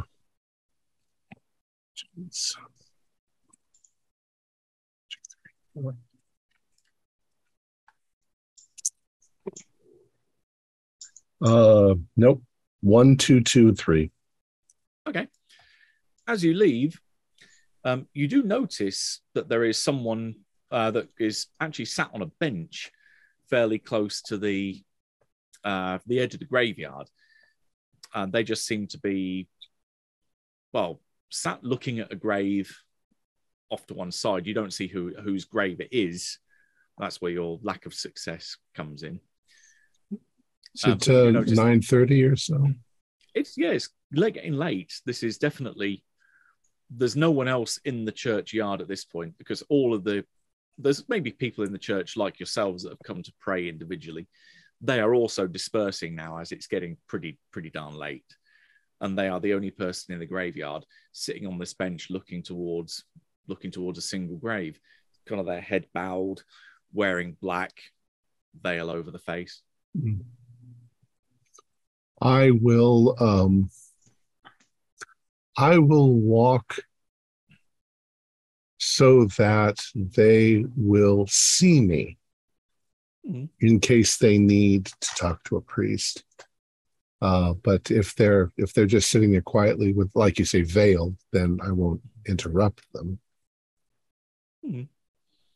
Okay, as you approach and you get in a position where you can be seen, you can hear there is sobbing underneath. And with the little bit of light that you've got, there's a fairly large moon out tonight, let's say. So the place is covered in nice silvery light. You can just about catch a feminine figure underneath. Probably a little bit on the older side. So she's probably in her, you think probably 60s by this point, maybe later, maybe even 70s. No, thinking at the time like 60s. She's crying. And you can see that she's looking down at a bunch of flowers that she's positioned on this in front of this headstone. But again, you can't see the name. Right. I will not approach her, but I will wait towards the edge of the cemetery in the direction I think when she's done, she'll walk, and then I'll ask her if she needs anything, if she approaches. Okay. You're probably waiting there for about 15 or 20 minutes, and she's evidently the last person, apart from probably the priest inside, that leaves the church grounds. And she walks fairly slowly. Her poor legs are getting a bit old underneath her, but she does see you as she's heading out, and she kind of looks up at you and tries to dab her eyes as best she can under the veil with a handkerchief. You need any assistance, my dear? Oh, I should be relatively okay. It's a little bit of a walk home for me. I normally get a carriage to take me home from here, but if you don't mind walking me back towards I usually get it from the carriage from the train station. I could do with some company. Of course. You've recently lost someone. Well, not recently, but it's still the wound is still open, shall we say? Your husband, perhaps? No, unfortunately, my son. Oh my goodness!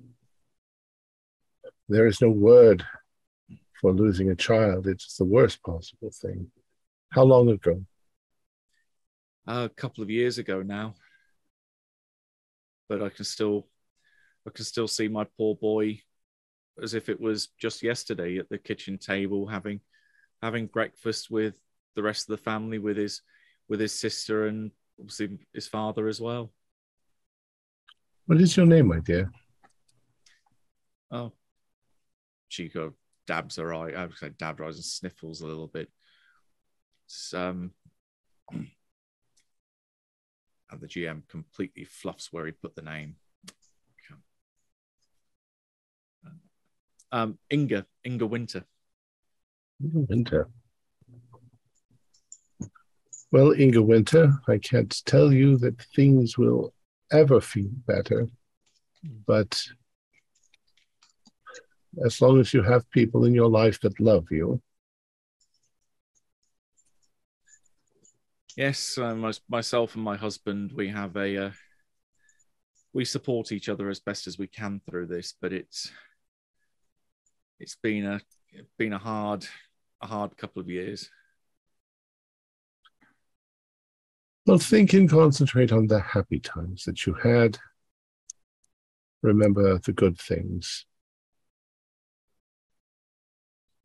Yeah, she nods and definitely acknowledges what you've said and tries to take it on board. And mostly I just try to listen to whatever she wants to say as we walk along. Yeah, give me your choice of either manipulation or inspiration, just to see how the tone of the conversation goes, to see whether she opens up a little bit more about it. Inspiration. They're the same. So.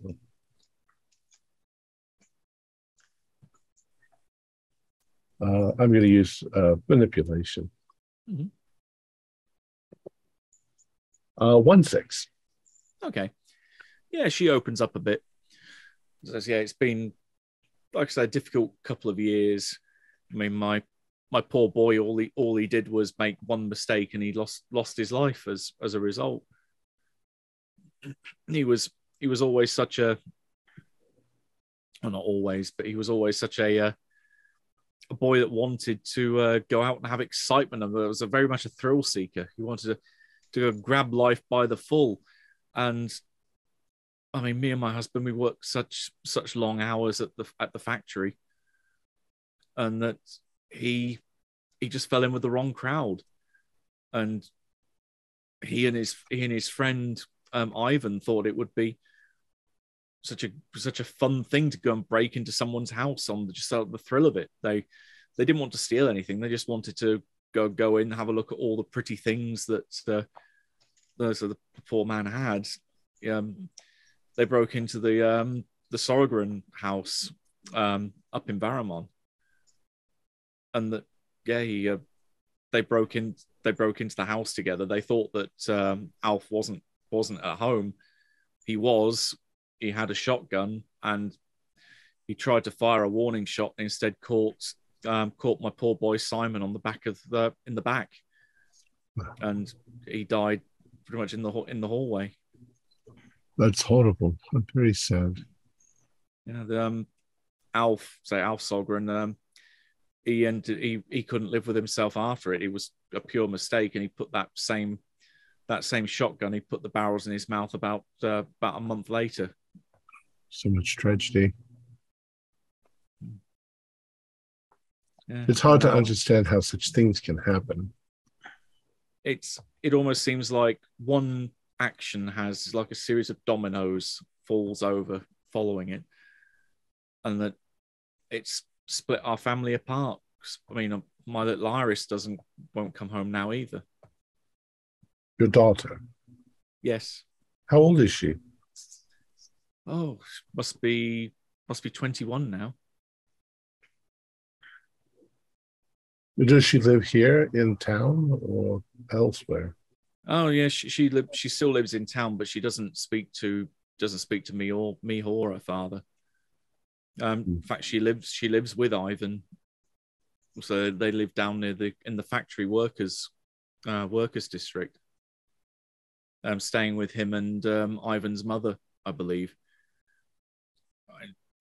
Ivan always said that in kind of Simon's dying breath, he said to look after her, and she's just rejected for whatever reason. I don't know whether she seems to blame me or Charles for not being there enough for Simon, that she's just almost disavowed herself from us and has gone to live with Ivan and won't have anything to do with us at all now.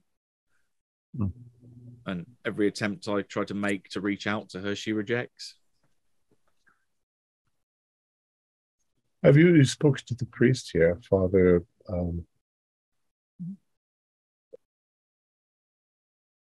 Insert name here. Oh.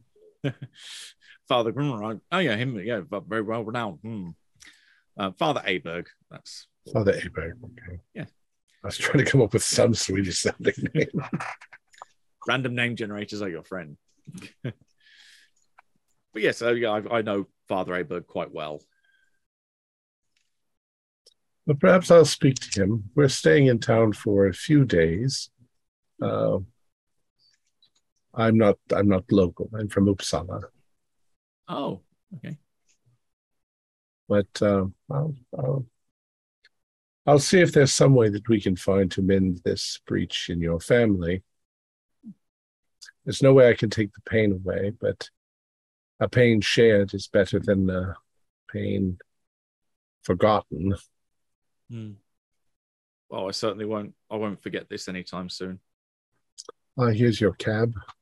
Mm-hmm. Yeah, she kind of hobbles on in. God bless you, my dear. Closes the door up and looks out of the window and waves and says, "Thank you, and God be with you too, Father." And trundles off into the night. And I will then head back to the hotel. Mm-hmm.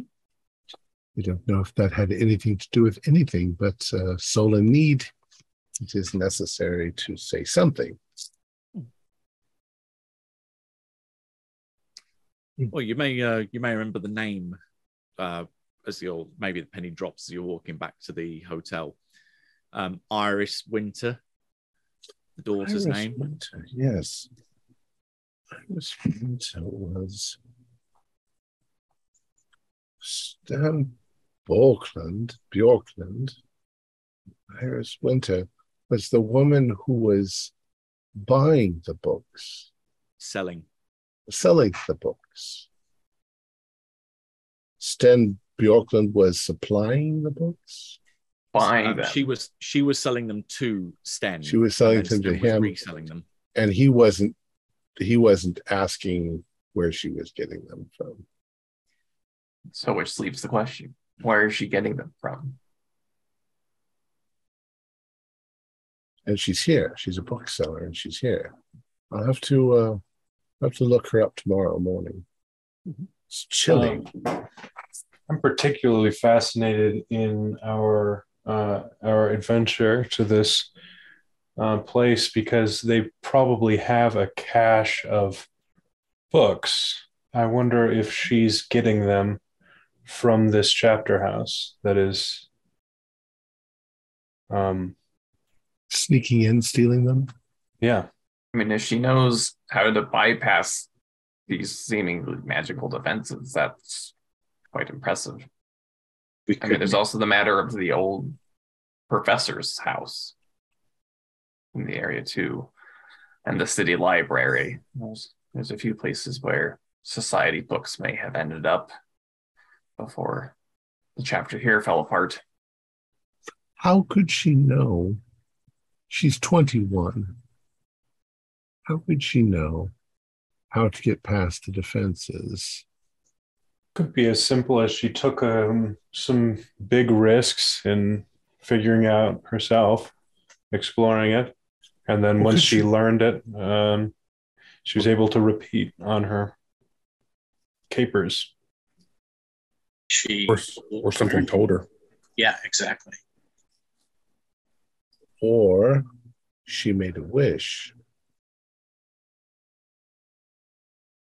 Or maybe she's in league with whatever is guarding there. Well, it's been guarding it for 100 years, and she's only 21. She's the daughter of Inga Winter, who I met, who's in her 60s. Sometimes a bloodline can have a long-lasting. Maybe. Well, whatever happened there happened 20 years ago. 1844. It's not that old. Yes, 1863 now. But sometimes like curses and things like that, or even blessings can transfer from generation to generation. So maybe if something bad happened to one of her ancestors, she might have been just wrangled into it by default. She had no choice. What is? Well, this isn't the first time we've come across somebody who's An ancestral curse, yeah. We're not an ancestral curse, but of getting access to knowledge. Well, I would think that she'd have to be like us in that she could understand and see Vaesen in order to enter the house. Certainly. She would have to have a great deal in order to breach the house. So I'm more inclined that she had to get in via either an accident or a wish with your little snuff box creature. Right, I forgot about that. Oh, the snuff box creatures don't grant wishes. They impart knowledge. Oh, well knowledge is knowledge. Yeah, knowledge. I thought it was knowledge of magic. It is. Well, how about I just watch her and see what she does in her day-to-day tomorrow? Well, she's the book buyer. Yeah. We could just be interested in rare books and see what she offers. What did you guys pilfer out of the Orebo chapter house? An incredible haul of books. If you know your tomes, I'll lay it out. I'm not hiding anything. I wonder if we could bargain with her with one of these if we needed to. I also got a lot of gold coins, so. Is she interested in books, or does she just use books to sell them? to gain a profit. Well, if she's interested in selling books, that Malleus Maleficarum is worth a lot of money alone. I don't think we should sell it, though. If she has any knowledge of magic and is getting into the house, then why would she give away books that would give her more knowledge Yeah, of it would seem magic? if she wanted to learn and gather knowledge, she would be selling all this. Unless gathering knowledge is not her Maybe she's an primary motive in life. intermediary. Maybe she's just an intermediary and Well, somebody I else is think giving that her the books. she could even just be an independent agent, and her highest ambition is just selling the books. It might be that all she wants is money, and with this creature that gains magical knowledge, this is one way to gain gold from magical knowledge. If I ever have something that grants me a wish, I'd like to know where all the buried treasure is and just go dig it up. Not sell books. It doesn't grant wishes, Father. Where are you getting the wishes from? I don't know. Perhaps I'm off the deep end at this point. It doesn't grant three wishes. There's a wishing well that you have to put something in order to get to the house. That's what I forgot about. And the creatures, the third time is not the third wish. It's the third owner whose soul is brought to hell. Yes, you're correct. Thinking of wishing wells, because they've been mentioned, anyone can give me a logic and learning roll to see if they know anything specific about Just these one of things. us? No, May I use I'll my give you- book collection? I got a success with my 3 dice. Definitely Torrin knows this. Should we all roll, or is that good enough? One No. success is fine. So if you want to, you can either roll to know it as well and get bragging rights, or you can let Torrin. Well, it depends. I'll let her. Right, this is something you know, particularly in regards to Nordic traditions about wishing wells. Wishing wells in Nordic tradition. This may be a leftover from ancient mythology, such as Mimer's Well from Nordic myths, also known as the Well of Wisdom, a well that could grant you infinite wisdom provided you sacrifice something you held dear. Odin was asked to sacrifice his right eye, which he threw into the well to receive not only the wisdom of seeing the future, but the understanding of why things must be. Mimir is the Nordic god of wisdom, and his well sits at the root of Yggdrasil, the world tree which draws its water from the well. These are the old religions of our peoples, the gods. Otherwise known as the Great Ash Tree, from which the 9 worlds hang from its branches. Of which Earth is Midgard. Well, I'm going to bed. Which is a fine thing to do at what is now probably getting close to midnight by the time you get back to the hotel. So everyone can get some sleep. Excellent. And then say sunrise is about 9 o'clock the next morning, so you can have either be up early and be out and about. I mean, the crazy morning people fad that I still swear will never catch on, or you can have a more leisurely pace about how you want to do things. Again, I'm led by you whenever you want to get up. And Anybody who doesn't get up before the sun is lazy. I am up before the sun. I And am I'm going also out. because I have morning prayers to do. Mm-hmm. And then I go out for a healthy jog around the town. There are plenty of people that do that, especially around the harbour, so you are not alone when you go and do that. Yeah, I'm going to go towards the outskirts of town to see if there's any.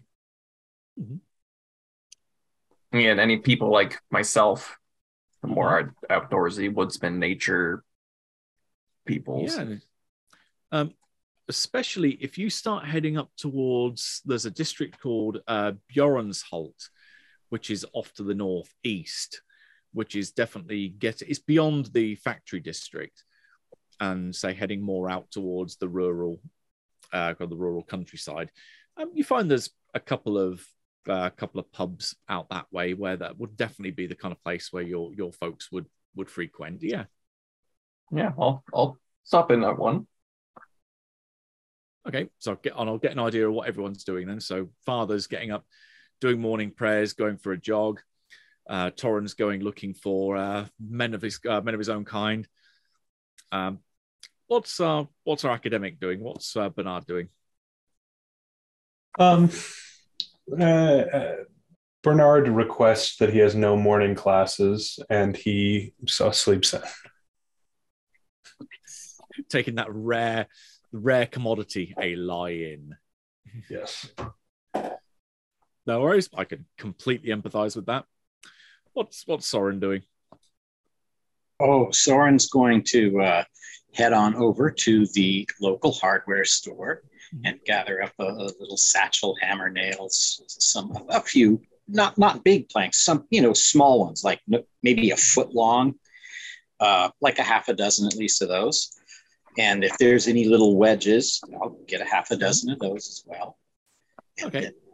Then I'll head back. If anyone's still sleeping in, I will go to my good servant routine and make sure that there's good, fresh hotel coffee and pastries waiting for them by their bedside when they wake up. Oh, thank you, Sean. Certainly. Right, that will cost one of your 7 points of resource to get equipment for that, because it's a fairly trivial one, but in the context of this scenario, it can be quite helpful. So I'll take one point from you for that. And sorry, minus one for my resource. The 7 collective points that you've got, otherwise known by Torrent as the Canon Collection Fund. Oh no! I'm in bad now with Torrent. Oh no! I mean, the canon money has not been touched. There's still 5 for the canon money. Yeah, you do pass a nice little store that says Matala Cannon Shop as you head back. So yeah, there is definitely a place where you could. They even have a nice polished little portable cannon in the front window. And what's our private detective doing? I'm gonna head to the police station or the constable's office. Okay. Right. That's probably closer though. That is a lot closer than Borensholt. So we can do that and then skip back to Torren by the time he's got over to she has got up to the land of their people. Okay. So when I get to the building, does it seem like really busy? You're arriving at relatively early in the morning. The sun's probably only just coming up, so no, it's not busy. Okay. Yeah, so I'll walk up to the officer on the front desk. I'm like, oh, I was wondering, is the police constable available to speak with? I have a matter to discuss with him. I have some credentials from the constable back home. I just want to go over a few things with him in regards to the city. Sure. I mean, the desk sergeant or the equivalent thereof. Look you up and down and say, yeah, I mean, I'm sure someone's available to speak to you. You say you got some paperwork? Yeah, I'll pass him the paperwork. Okay, he has a quick scan down it. Nods, folds it up and gives it back to you. Says, yeah, I'll see if I can find someone that can spare you a few minutes. So if you'd like to wait here for a second, sir. Okay, so I'll just wait on the bench. Mm-hmm. Contemplate life. All right. Life, the universe, and everything. Bizarrely comes to number 42 every time. And you head on out. He heads on out the back and comes back a few minutes later with definitely a constable, and gestures over towards yourself. And he comes over. Says, "My name's Constable Albert Osberg. How can I be of assistance? I understand you've got some contacts and do some work for the branch in in Uppsala." Yes, and I really appreciate you taking your time out your day to speak with me. I know sometimes early in the morning you have a lot of that paperwork to do from the previous night, but I'm researching a case in your city, And I don't need, private records or anything like that. I just want to talk to you about maybe like certain areas and neighborhoods of your jurisdiction, see if you can give me some information so I can kind of narrow down my search. Yeah, sure. What kind of places are you looking for? I'm looking for a place where people don't like to go, probably a place where you don't send many patrols because people don't like going there anyway. So a low crime area, but it's low crime because maybe of like local superstition, anything like that. Ooh, okay. You can see he definitely thinks. I can think of a couple of areas that almost meet that description, but it's when you say that people don't want to go there, it's normally because the crime rate's a bit on the higher side rather than being on the lower side. Yeah, give me a manipulation roll to see if the guy says one place he's thinking of. Okay. 2 successes. Right. Yeah, I mean, there's one place that we've had a little bit of trouble with over about the last, when was it? Probably about the last 15 years or so. It's just outside of town, as it happens. Actually, it's an old estate that's on the shores of Lake Boren. It's was owned by a fairly rich family up until, as far as we can tell, up until about 15, 20 years ago. And the place has been deserted ever since. And it's got a bit of a reputation that it and the woods that around the place are haunted. That we've had a few disappearances out that way, and it's not the kind of place where we've been able to get search parties to go to very very often either. When people do go missing around there, but the last bunch that we had went looking for a missing artist a couple of years ago. She went missing around there. We found a campsite, found an easel with a partially finished painting nearby a well out there. We had people that were claiming they got turned around in the woods, and others saying that they'd been chased out by ghosts and spirits, and that they came out claiming their hair had started to go white. They had white streaks because of the horrors they'd seen out there. Mass hysteria, but yeah, there is a place I can think of like that. Yeah.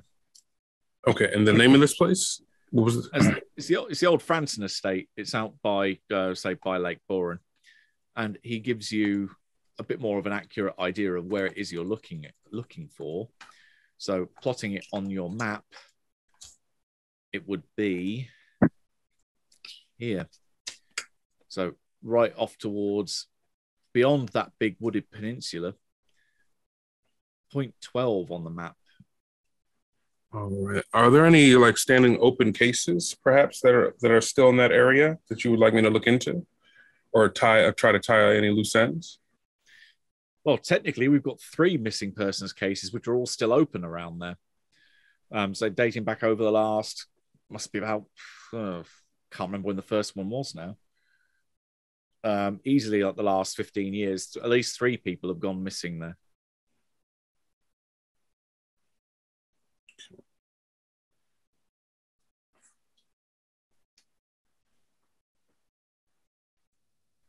Okay. So, like I said, I'm going to be in that area anyway. I'm obviously with the reputation this place has, I'm going to do more research before that happens. Is there anything else that I should know?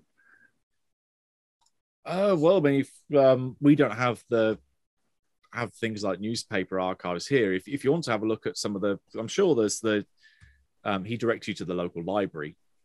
So I'm sure if you have a look through their newspaper archives there, that they would have some back issues that would give you some more details on like the stories that were reported at the time. That can give you more of an idea on the folks that were missing there. But yeah, I mean, otherwise, I mean, it would take ages to drag through like case files here. It'd probably be quicker for you to head to the library. Okay. Also, the librarian's a nice lady. She'll definitely help you out. Okay.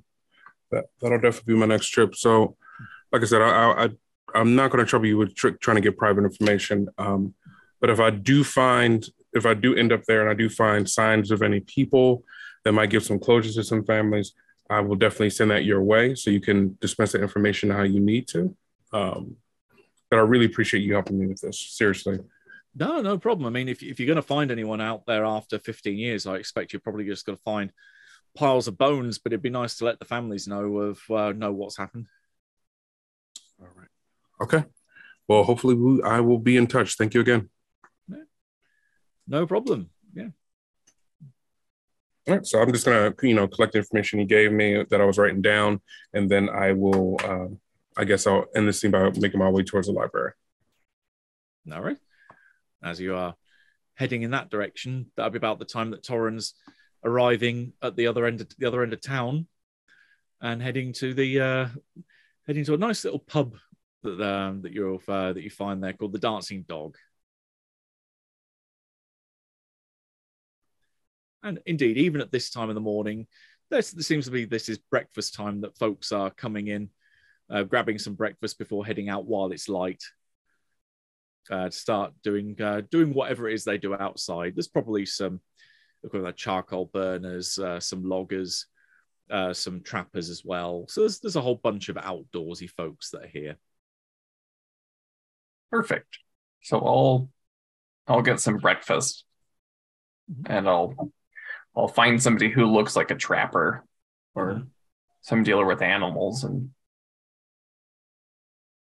just be like, I'm sorry to bother you, but I've just arrived in town, and I was curious if there's any good hunting about. Oh, well, it depends what kind of game you're looking for, really.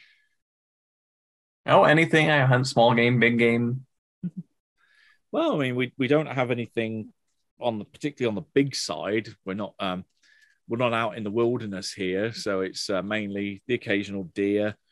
Plenty of rabbits. I mean, those things, as I say, breed like rabbits. They're all over the place. No bear, but yeah, I say good amounts of deer and rabbits. That's kind of the main fare around here. Yeah. Anywhere in particular? That's a good spot for that. Yeah, I mean, he generally points out towards the direction of the north. So a lot of the area outside here. When you get past the farmland, generally a bit more luck out there. South side of town's a bit more built up these days. I mean, you've got the shipyards and the south side of the harbour there. Bit more difficult. You have to go much further south before you hit anything. Otherwise, good fishing out on both the lakes, either side of town. That's good to know. Thank you. I've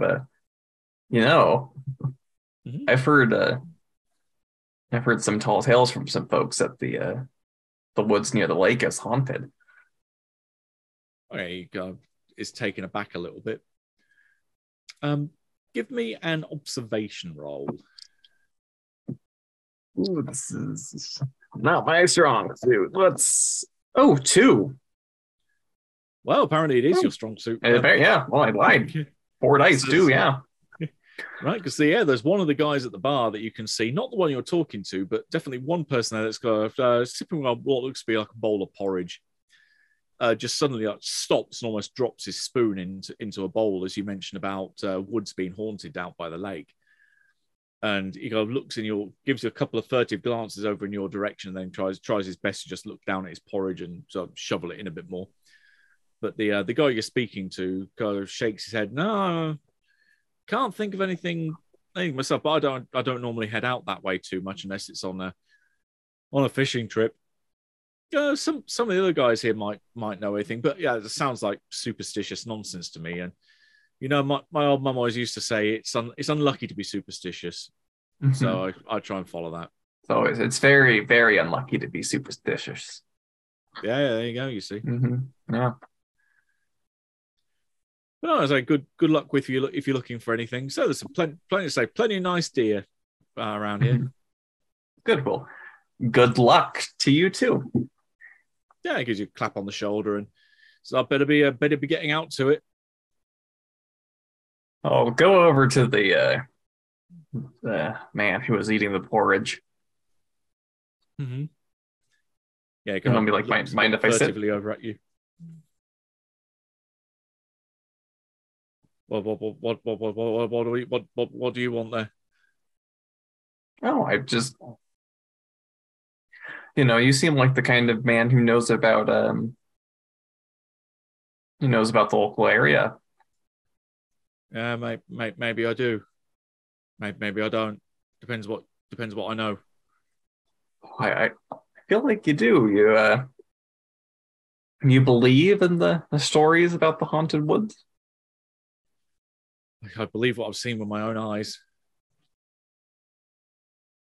Well, personal experiences are pretty powerful. Oh, they're powerful, all right. And he takes his cap off, and there's this wonderful head of white hair there that he has hidden away under there.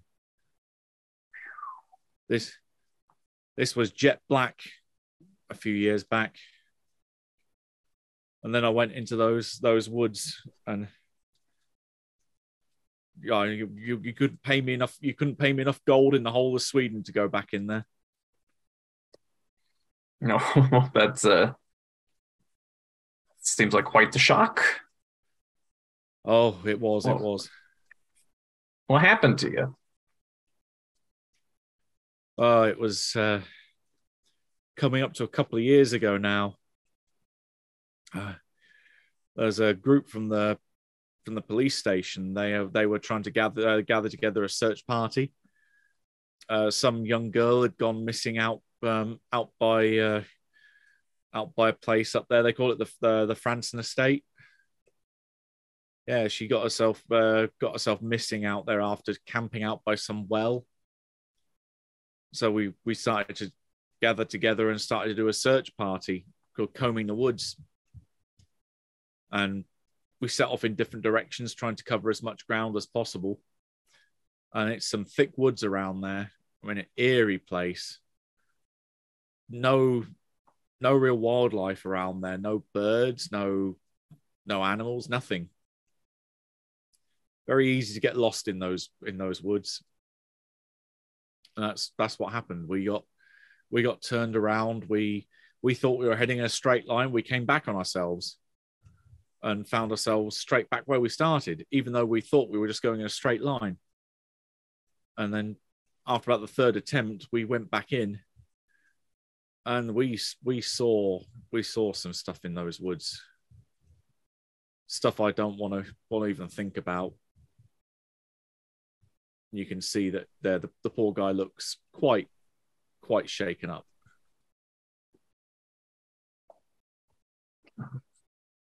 Well, I've seen and experienced some interesting things in my days.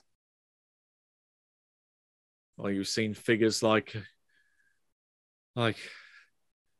skeletons and chains that come out of the ground and start coming towards you and go shaking those things and promising to take you down to hell with them. You seen that kind of thing? Well, yes. He kind of looks at your hair and looks back at his, and he shrinks a bit and says, "You must be made of stronger stuff than I am." And he almost starts crying as he thinks about this again. Oh, it's okay. It's okay. Talking about it can help. Well, most people around here don't believe me. Well, not only am I not most people, I'm also not around here, so I believe you. He kind of nods and kind of thanks you at that it's like you can see kind of tears welling up in his eyes. Like, thanks, that means a lot. From the amount of after the last couple of years of being told I was just afraid or making it up. That helps a bit. That was a horrible experience. I mean, I still won't go back there. Nothing to say. Not enough gold in the country could make me go back. I don't blame you. When I was a kid, I was out in the woods and I messing around climbing trees and I fell out and I broke my leg. Mm-hmm. But while I was there in pain, feeling like I was going to die, I saw lights, like an orb of light off in the woods. You can see he kind of cocks his head a bit, and almost like a penny drop happens behind his eyes. You mean like a will-o'-the-wisp? Will-o'-the-wisp. And I thought it was leading me. I thought it was the end. I was scared. I was so scared. And so angry at my foolishness for, like, this was the end. Nobody knew where I was, but I figured I had no choice, and I followed it, and it led me to the edge of the woods. That will-o'-wisp did. There are more things in heaven and earth than are dreamt of in our philosophy. Some of them are good, some of them not so good. But those woods out by Lake Boran, there's nothing good there. The girl who went missing there, who was she? Oh, I don't even remember much of the story. Some aspiring young artist, I think. I vaguely remember there was some kind of art supplies, and that they found it was a bit like that that Mary Celeste, that deserted place, that the campfire that she'd set up was long since gone out, but there was still, like, it was almost as if she had disappeared while making some kind of meal. It was all burnt out in the pan and gone, but no signs of struggle. Just she was gone. All her stuff left where it was.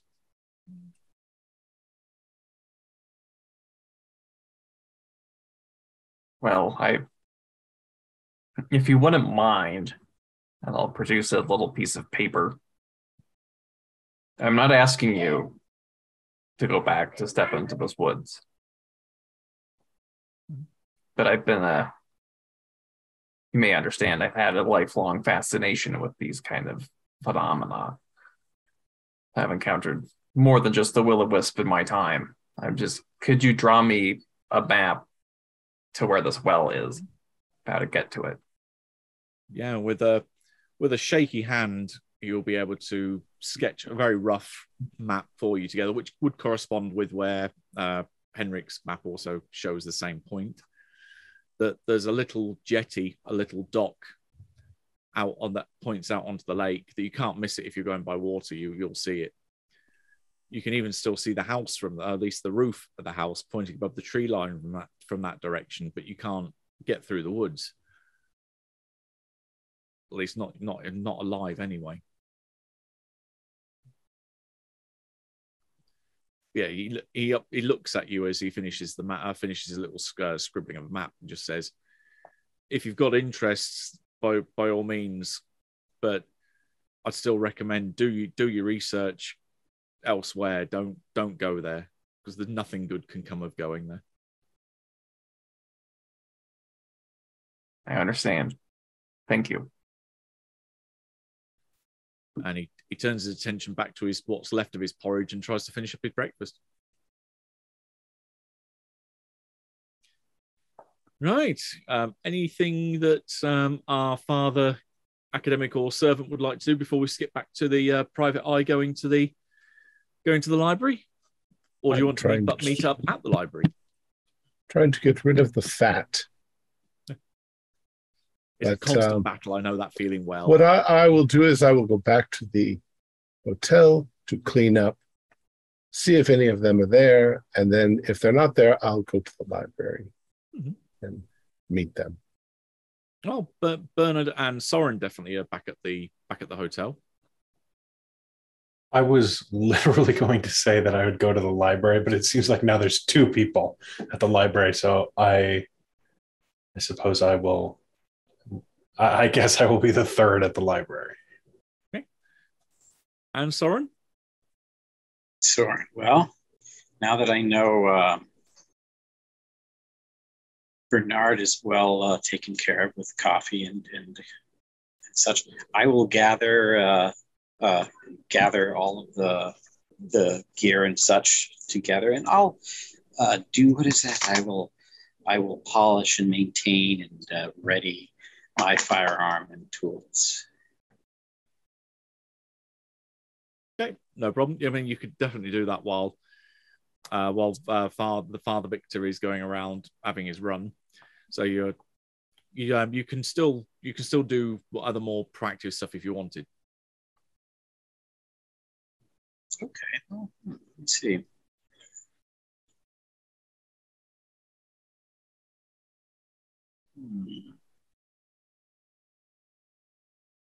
Actually, come back to me on that.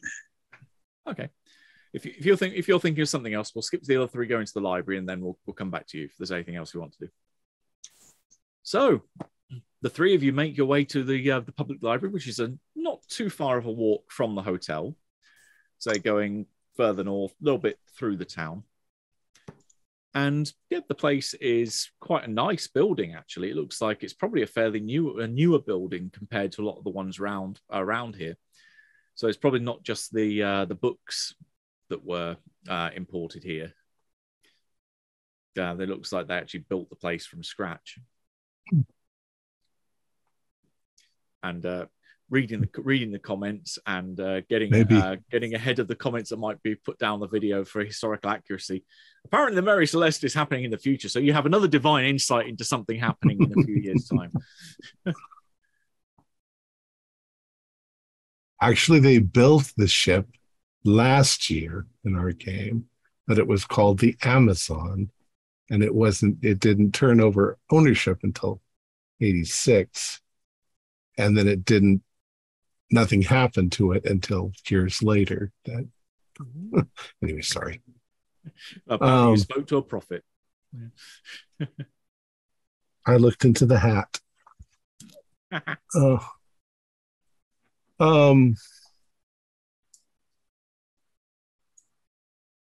Yes, so it looks perhaps they had the book collection first and then built the building around it. Yeah, it definitely looks like a good custom size for it. You can see through the open fronts, there's this long series of big windows that provide a lot of light into the building. And it seems like the major part of the library itself is this large square room where you've got double doors at the front of the building, which then lead to a long reception desk where the books are checked in and out of on either side, where you can see there's a couple of librarians sat behind there. And then a large reading area on the far side with a series of what look to be like double-sided bookcases that come out from the exterior wall so that it gives you as much shelf space as possible rather than just using the outside wall. And then a big reading area in the middle. So it's nice and open plan. And yeah, it seems quite a building, or at least a major reading room that is very well suited to the number of books they've got. Well, Henrik, I just woke up, and you might have some special insight in what to begin looking for with investigation you got done early this morning. I was just going to go through some of the names of people that we've gone through, like Iris Winter. Do you have any sort of more or any additional leads to explore? I'm gonna look into, and you can as well. You can work together. I'm looking into I hope I'm pronouncing this right. The Franzen estate. Yeah, Michael Franzen. Yeah, that seems to be a place where not only the normal populace don't want to go to, the cops don't want to go to, and it seems criminals don't want to go to. So if a criminal doesn't want to be there, that means there's really a problem. So I want to research what's going on there and just that area and those woods. And just checking like newspapers and things like that to see what's been going on in the past. Okay. We could start with that. Should we use my learning value? Or is this going to be learning? Yeah, doing research like this is going to be logic and learning. I can use my investigation with your learning, and by our powers combined, we should be able to get some successes. Do you have to use the thing you prepared the first time you use it? Do you have to use your... You cash it in whenever you want. Okay, I'll save that. I'm assuming like I couldn't use my book collection to aid this roll. Or Probably not really, because Right. you're kind of using the library itself rather than your own collection. right. Could I use my magnifying glass? I'd say give you a +1, yeah.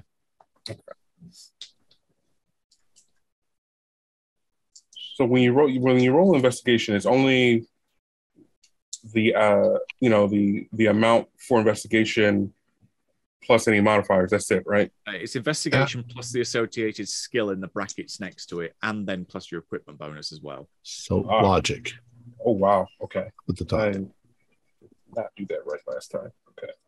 That is 8 dice and no 6s. Hold on. Can I retroactively add on my preparation? Seeing that. I'd say if you want to, you cash it in. You can roll the extra 2 dice. All right, I'll give the extra 2 dice a try.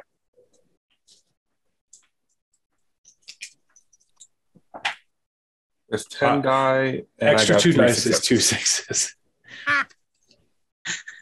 2 6s. What did our PI get? 3. 3 successes. Oh wow! Okay, right. Yeah, between you then you have a fair bit of info. So I'm going to split this across a couple of different subjects if you want. And I definitely our PI was mentioning about looking for newspaper archives or newspaper back issues. So you will definitely be able to find this, and then with your extra successes, we'll cash them in and see what else you want to find out. Right. The summary of articles from the Motella and Vadstena Tightening, March 1850. Erling Dahl, a writer and resident of Motella, is reported missing. He was working on a book about local legends and folklore. His boat was found tied to the jetty on the north side of the Franson estate on the shores of Lake Boran. A subsequent search of his apartment in town revealed in his notes that he had been interested in tales of the supposedly haunted woodland that surrounds the estate. The tales say that travelers in the woodland often find themselves turned around and easily lose their way, or are confronted by spirits of the dead that haunt the area. A search of the dense woodland around the Franson estate was conducted, but sign of Dahl was never found. I'm assuming it was never found.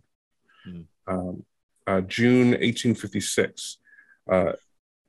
Sixten Lundquist, a resident of Lungsbro, an avid outdoorsman, was reported missing after setting off on a camping trip along the path of the Golda Canal. The canal, which opened in September 1832, passes by the Lungsbro on its way to Borensberg and on to Motala.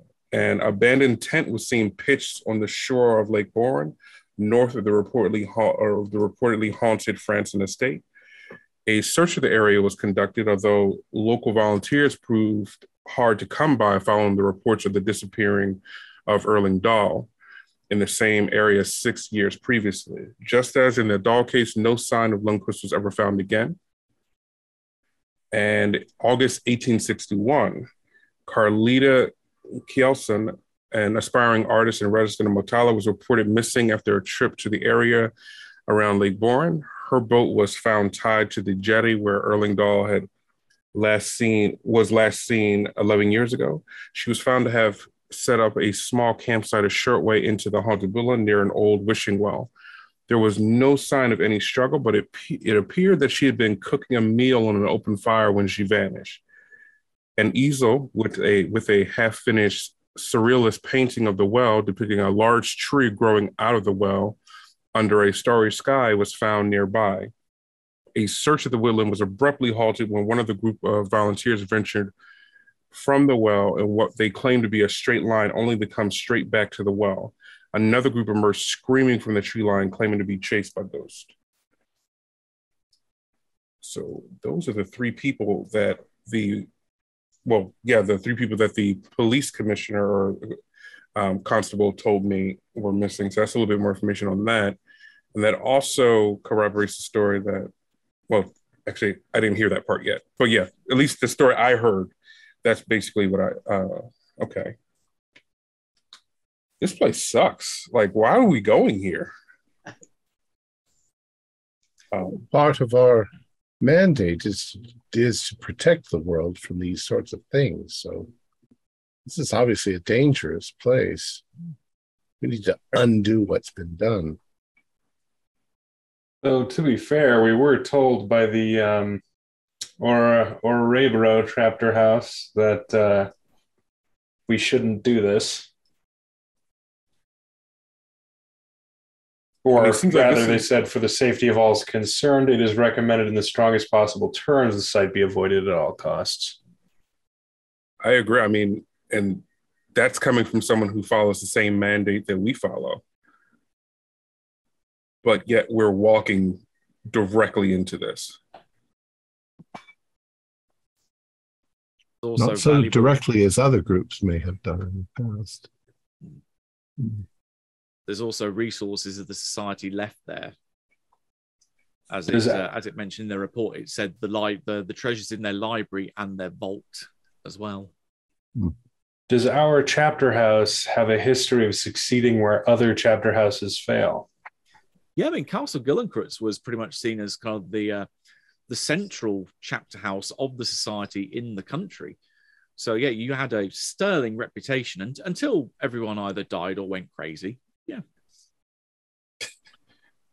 So far, our reputation is pretty good. We should see if there are any correlations between the people, the time they disappeared. Do we have actual dates of their disappearances? Yeah, you do. The main reason they're not specific there is no real correlation between them. Okay, it's not like star constellations are in the sky. That's exactly what my character would have done a quick research on, but he would have found that there's no correlation. Okay. Yeah, with three successes from your private detective, you definitely know there's no full moon, external factor that's at play here. One through line seems to be that they vanish, right? Yes, right. There seems to be no the only struggle that we've really heard of are, the accounts of these men running out of the woods. Other than that, there hasn't been blatant aggression other than that. And then, people getting turned around. So it almost seems as like nothing is like outwardly hurting them. It's almost like their attention was turned to something else, because the woman, she was cooking and she just walked away. It feels like an old-fashioned term called a glamour, as if we know our fairies and other Vaesen are quite capable of protecting an area by creating a glamour around it, so that people who walk in walk back out again. People get disoriented, and there's something at the heart of it, a fairy mound or something precious to the Vaesen. And it sounds like perhaps our Michael has found a way to create a glamour around their chapter house. I don't know that there are skeletons dragging people to hell, but that's definitely what people are seeing. And their hair is turning white. It sounds just like fear-based. If we can go in without being afraid and ignoring the dancing skeletons and the whatever we might encounter, then again, we should do what we were told already. Make a wish. Well, not make a wish. I keep going back to the wishes. Drop something precious to you into the well, and you should be able to then see the passage to the chapter house. Definitely sounds like a tricky door, is all. Well, go ahead. I'm sorry. Go ahead.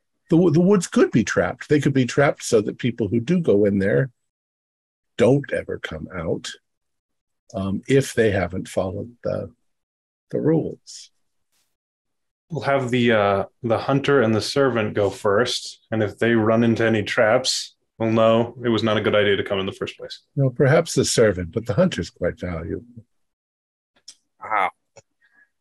Did something happen? No, we love them all. Is it? Did me and Bernard find anything else? You said that was just. Yeah, that's the main focus from, especially from your angle, as it was you mentioned about going for newspaper archives. But between you had 5 successes. That's pretty big. So if there's any other topics you want to research or find out anything about, then now is your time. Because you have your hands in the cookie jar. Grab what you can. It's a long shot, but anything about Iris Winter? No, I'd give you that. Yeah, I mean, you come across some newspaper archive or newspaper clippings, particularly around the obituaries, where it corroborates what the father found out last night, that going back a couple of years ago, there was an incident where Simon Winter died, leaving behind his mother and father, Inga and Charles. Inga, with a bit of cross-referencing, looks like she was an architect or is an architect that works at the factory, so the main works factory. Their main product at this point in time is that they produce lots of railway equipment, so things like the steel for the tracks, steam engines, and also lots of other engineering equipment as well. Did he die under mysterious circumstances? Simon Winter, it wasn't mysterious circumstances he died. It was that he tried to break into a what he thought was an empty house owned by one Alf Sogren, who was kid got shot in the back. He was shot. Wealthy dilettante, and he basically caught a shotgun blast to his back, meant to go over his head, but the guy basically misfired, and caught him in the back.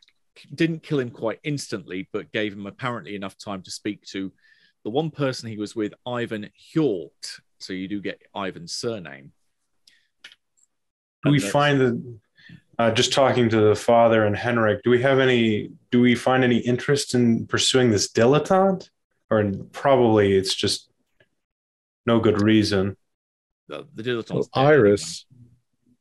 Iris is the daughter, and she is also the one who's been supplying the books to Sten Bjorklund. And her residency is mysterious? No, it's here. It's here. She's the she lives here. Her mother lives here as well, but her mother says that she's quite estranged from the family since her brother died. Is there any way we could talk to her? Or well, I told the mother that I would talk to the priest. He's aware of the situation and see if we could get them together. So I could find out her address in the process. Well, with still 2 successes is still pretty good from Bernhard anyway. With your doing some cross-referencing and looking for what was told to Victor, that Iris lives with Ivan and his mother, so Ivan's mother that is, you can indeed find where Ira, that's her name, Ira Hjort, where she lives, and therefore where her son and where Iris live.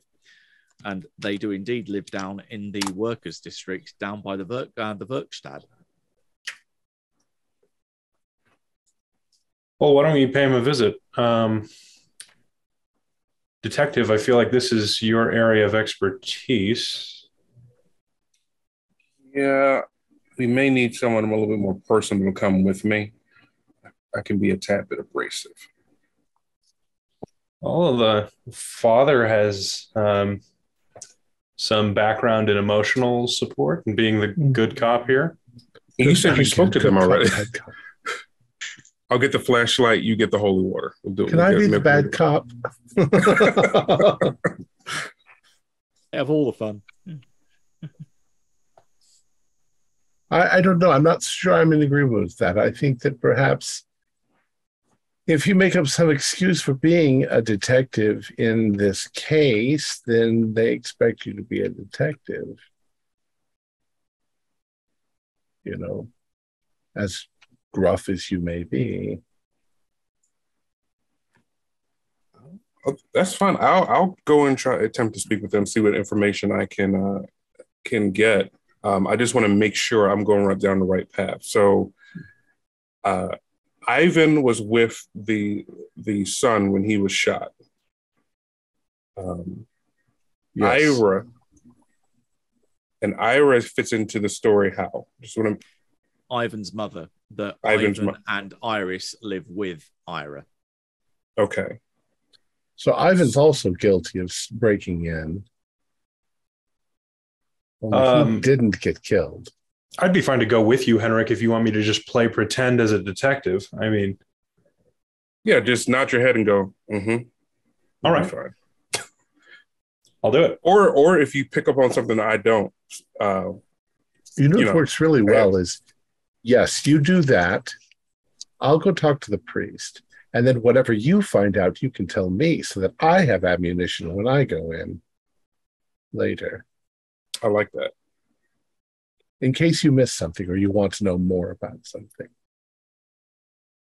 Okay, so I guess me and Bernard will go to speak with Ira and Ivan to see what we can get, because Ivan's friend, he wasn't shot at the mansion estate, right? He was shot somewhere else. They were shot as they were trying to escape the mansion when they were discovered. Okay. All right. Okay, so we'll talk to them to see we'll try to talk to him to see what he remembers from that night. I'm sure it's probably burnt in the back of his head, unfortunately. Well, I think we're trying to... Go ahead. I was going to say, I believe our interest in Iris is because she sold society books to somebody. And so there's the question of where did she get those? Right. I think that's our primary interest in the matter, is where is she getting these books from? I guess my thinking was maybe her son stumbled upon something and she's been capitalizing on that discovery. Well, it's the sister. Well, okay. To ask for a bit of clarification, Ivan and the other guy, Winter, were they breaking into the Franson estate or another estate? They're breaking into one that's near the Varamon beach, so it's in the really upper class area of town. Okay. They were breaking into Alf Sorengren. Okay, so they weren't involved with that estate and got shot. That happened somewhere else. Okay, that's what I thought. But it does create a history of, I guess, possible thievery. We'll see. It seems like Ivan is definitely a thief because he was the one that went with Simon to the house to break in. Yeah. So there's a pattern here, and I think it's worth looking into. Right. I should go visit the priest. Good. Right. So while you're thinking of planning on going to the Hjort residence, Soren, you've had some time to think. Anything you'd like to do?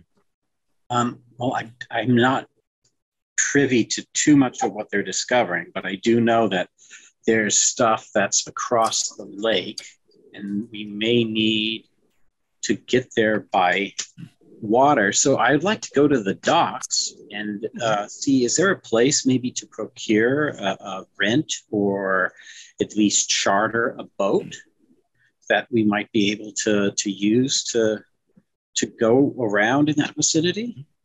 Yeah, definitely. I mean, you are right next to the harbour, so you can head down there. There's even a yachting club that has its own part of the docks down there. So there are plenty of signs up that say, yeah, boats for hire. You can either arrange for someone to act as a guide and you effectively ferry you around, or for a little bit lesser price, you could just take a boat yourself. So it all depends on whether you want basically service or self-service. Would I know if anyone in our party is familiar with boating, or would that just get us into trouble? Torrin has been the outdoors person in the group. Definitely will be able to know how to handle a boat. Oh, okay. Well, as long as I've heard him speak of like his great yachting adventures, then I would like to size up a medium-sized vessel for ourselves and sort of get that set up, not knowing when everyone's going to convene, but I want to make sure that that's readily available, and I'll put a hold on that with a down if possible. Yeah, no problem. You can definitely get that set up. It'll be one that's probably, when you say medium size, it's going to be there's a kind of a difference up between a dinghy, which wouldn't really hold all of you together. That'd be like a 1 or 2 person job. So something like the next step up would be a fairly substantial boat. So plenty of room for you, all your equipment, and even a cannon if you wanted it on the front as well. So plenty of room. Okay. Yeah, as long as it's not a dinghy, then yeah, we're looking for, like a fishing boat or something like that, something around there. Yeah. Okay. Yeah, a nice little yacht where you could easily drop anchor and then go for some mid river fishing or mid lake fishing. Perfect. Once I get that on hold, then I will try to find a way of meeting up with everybody, because I foolishly got peeled off from everyone, and now I'm you probably unable. You probably find the father over at the church, because he's going to be the closest person to you after. Okay, I'll head over there and hope to catch up with him then. Mm-hmm. Okay. And speaking of the father, you wanted to go and see Father Alberg? Yes. Alberg? He heard my confession yesterday. Yes, of course. That's a sacred matter with a confessional, but between only us and the confession box. Yes. On my way home last night, I ran into Mrs. Winter, Inkle Winter. Oh, yes. Yeah. Grieving over her lost son. She spends a lot of time in the graveyard looking over his grave. Yes, perhaps we need to find a way to cheer her up or bring her out of that. It's been 2 years. I mean, it's not healthy to cling so hard. I know it's impossible not to in some small way, but she needs to be able to move on. And she has this difficulty with her daughter. Since the death, she hasn't really been able to communicate with her. Yes, I hear Iris' name is, I think, isn't it? It's Iris, yes. Yes. Yeah, I heard she just almost distanced herself entirely from the family, from what Inga was saying. That she's very much almost disowned her parents, and has cast aside all of the wealth and comfort that the Winter family has, and has thrown in her lot with some factory workers from what I can tell.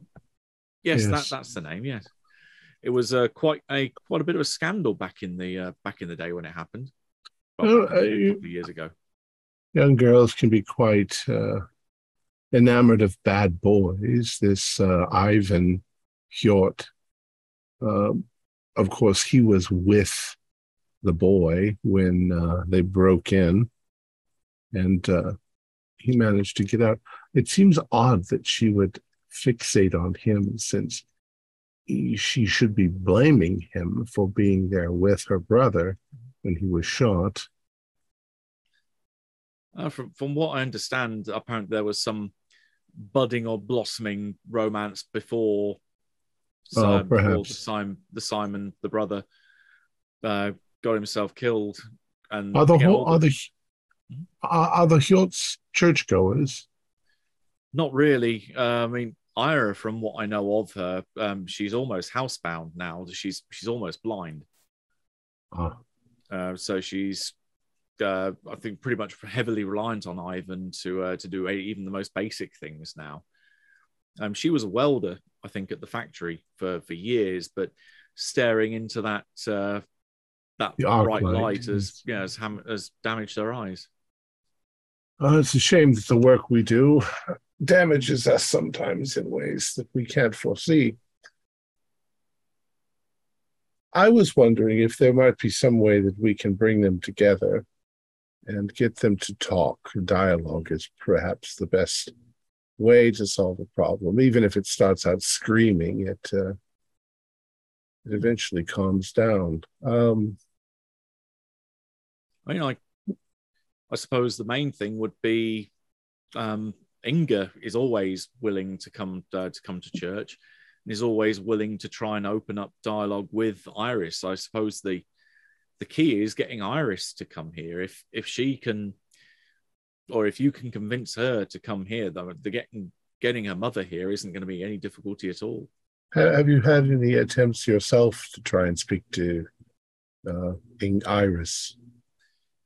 She's a very, very secretive person. I mean, she lives with the Hjorts now, but from what I understand, she spends a lot of her time kind of hopping on the train and going all over the country.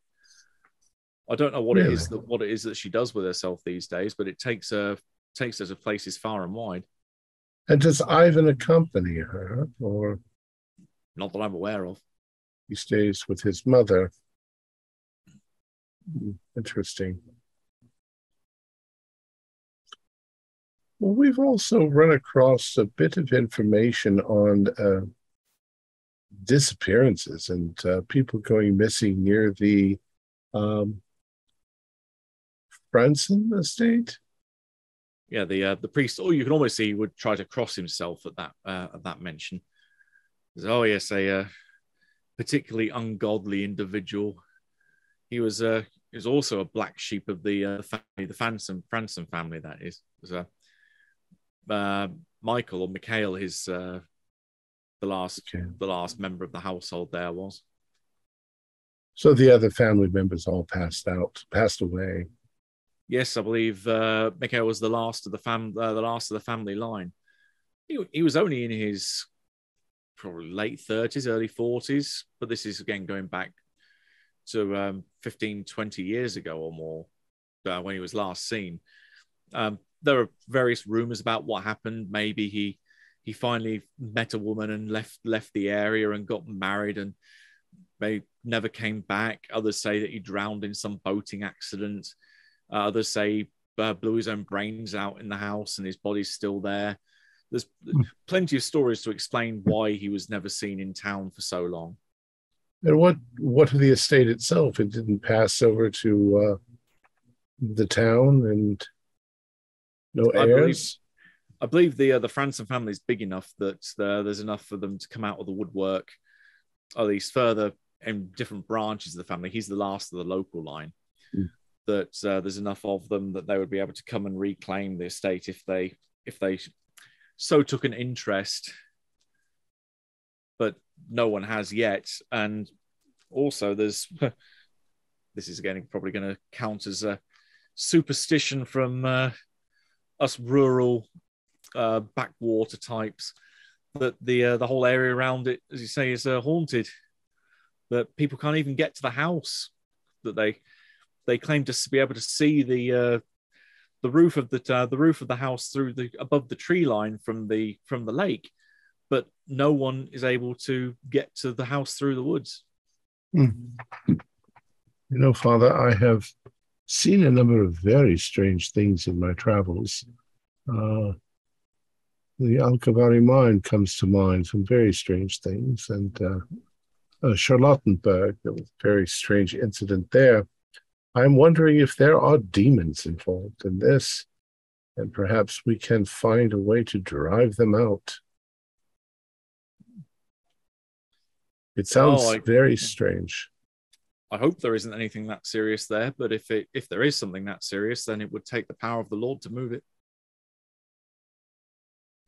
Well, that is an unstoppable force, if the Lord wishes it to be cleared. But he uses our involvement, as it were. Here's my friend. This is Soren England. I'd also say if Torrin, if you're planning on heading back into town, you could probably also meet back up at the church with the two folks there. So that brings your group back together then. Here's Torrin. He's a hunter. Quite skilled. Well, not much to hunt around the middle of town, I must admit. Unless you're planning on hunting parishioners, I'd please advise against that. You don't have an overabundance, then? Well, there's always room for more. Excellent. Well, perhaps we'll see you on Sunday if we're still in town. Yes, I'd very much hope so. Thank you for your time. No problem. Head out. Well, Right. where has Bernard and Henrik gotten to? Well, speaking of our good cop, bad cop, you head across town. So you're heading across to the workers' district near the Werkstatt factory. Again, this area looks like it's been planned out from the start. All the buildings here look like almost identical copies of one another. They're all red fronted, white framed. They look a little bit like this, even again modern road signs. But again, this is the actual district. So you've got rows of these same houses that you've got steps leading up to the front door, and then it splits off. So you've got apartment 1 and 2 are on the ground floor, and then flight of stairs going up to a landing, and then apartments 3 and 4 on the top floor. So all of them are the same. And looking down the street, you've got as it's mid-morning now, you've got some kids which are out playing in the street with other kids. You've got other folks which are on their way to work at the factory, so they're commuting. It seems like a healthy little community. Probably the place where also you might expect that there might be a bit of a higher crime rate here because it's working class families. They are people with lesser income, so that could, in theory, lead to breeding crime. But at least on the surface, it looks like a nice, friendly place to live. And you've got the address for the Hjorts. So it's on the ground floor, so you don't have to go up the step through the door and then into the apartment 2. So it's on the right hand side as you go inside. Well, Okay. Henrik, So I will walk up to the door and rap a very official knock. Okay, so tap, tap, tap, tap.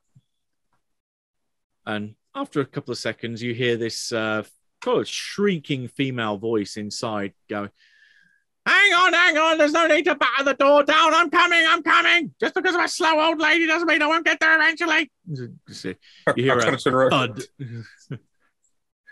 I'll turn around to Henrik like, did I knock that hard? Yeah, there's a kind of thud of a walking stick being slammed down on the ground every so often, and then another slam, and then there's the sound of a lock being turned, a bolt being pulled back, a chain being taken off the door, another lock, another bar, and finally the door opens a couple of inches, and this almost milky white eye looks out through the door, through the crack towards you. Who is it? Hello, I'm Detective Mannequin. I'm sorry to bother you, but I wanted to discuss a few things in regards to Ariel. Who? Sorry. Ariel. Am I saying it wrong? Oh, she's Ira, is her name. That's the mother's name. There's also Iris Winter, who's here, and Ivan, her son. Okay. So I want to speak in regards to Ivan, her son. Oh, Ivan! Oh, you found him, have you? Where's that little stop out? Where's that little stop out been now? He hasn't landed himself in the drunk tank, has he? No, nothing like that. Nothing like that. This is more towards the happenings when his friend was gunned down. Yeah, of course. Yeah, hang on a minute. She turns around and yells into the apartment. Iris, there's someone here that wants to have a word about your brother being shot. And you kind of corpse at that that kind Yes. of reaction. Yeah, she does. She doesn't. She just she opens the door up and says, "Yeah, come on in, come on in." Yeah, I wouldn't have opened with your brother being shot, but family's family, I guess. So I'll walk with yet right. So charming. Yeah, she leads you inside to what seems to be like the living room that has, say, the two windows that look out over the front of the building. And there's a couple of adjoining doors inside, which seem to go off, like one to a kitchen, the others to bathrooms, and so there's the corridor that goes down to the bedroom. And inside, you can hear footsteps running towards you.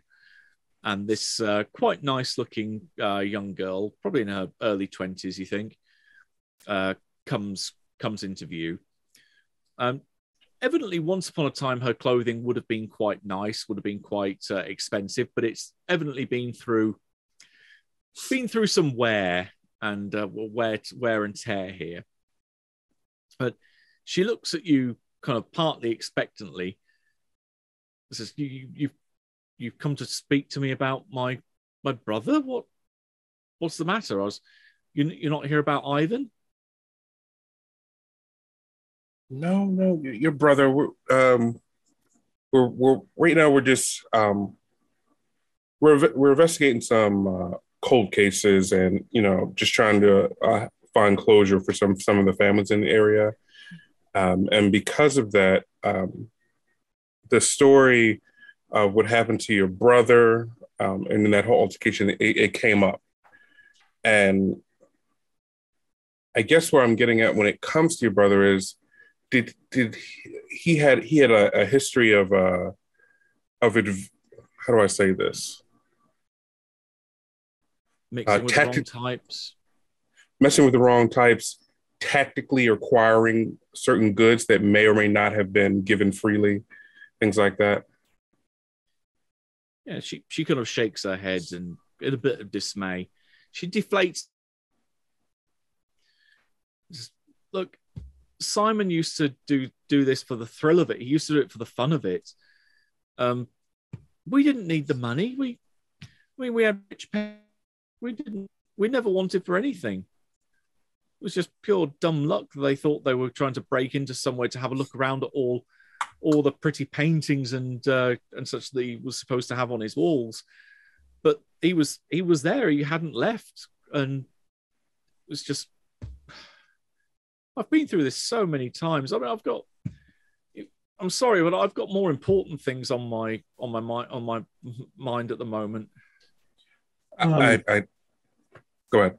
Regarding the more important things on your mind at the moment, you seem to think we ought to have come for Ivan when we walked in here. Well, what was it you were referring to? He's missing. I've been trying to find him, so I've been trying to put out feelers to where he's gone, or if he's been seen around. If he's been seen around town. I mean, this isn't like him to just go missing. So. We've actually been investigating a series of disappearances, and we could use any information you have on the specificity of his disappearance. Do you know anything about it? Anything he was reading at the time? She doesn't quite get the hint because that's a bit subtle. She doesn't quite get the penny doesn't drop immediately.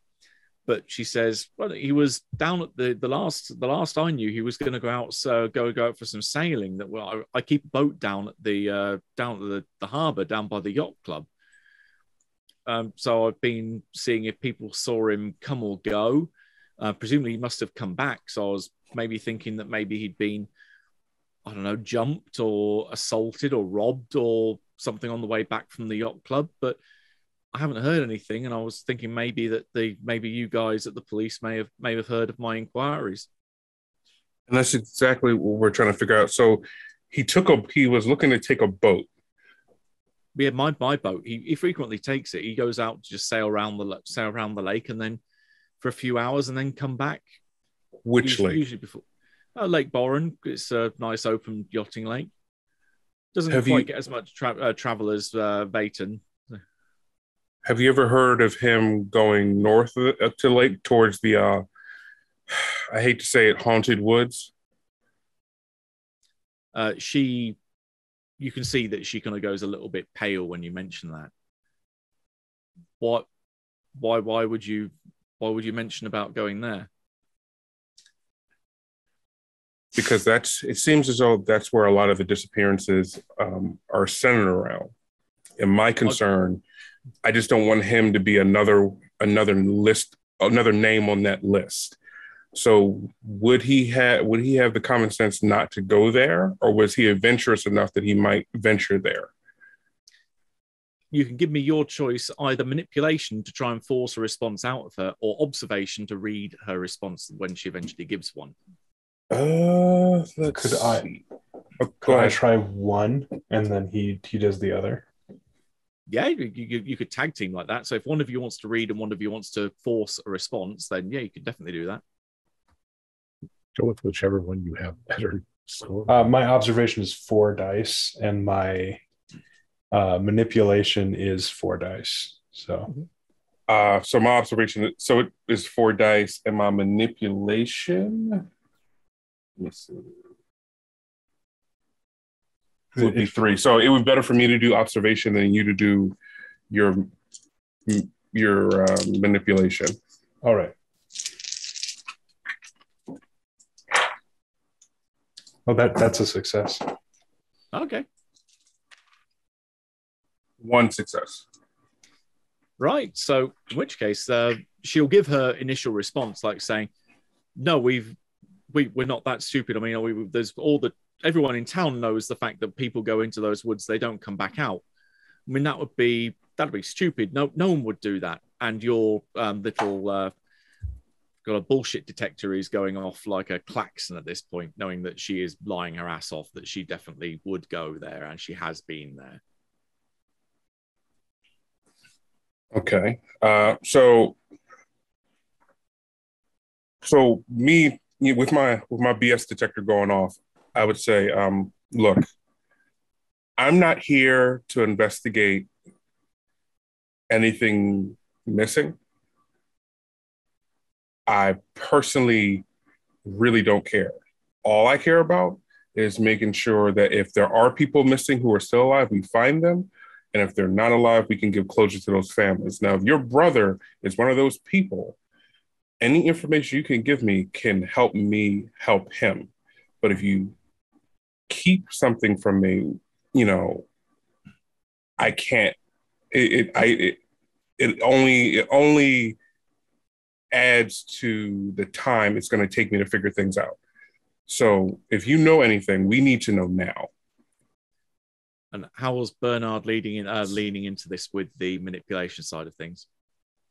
I think that since he was doing the talking, the manipulation aspect will just be a sort of presence and looming. Okay, you loom ominously behind her. Yeah. A smoldering look. Yeah.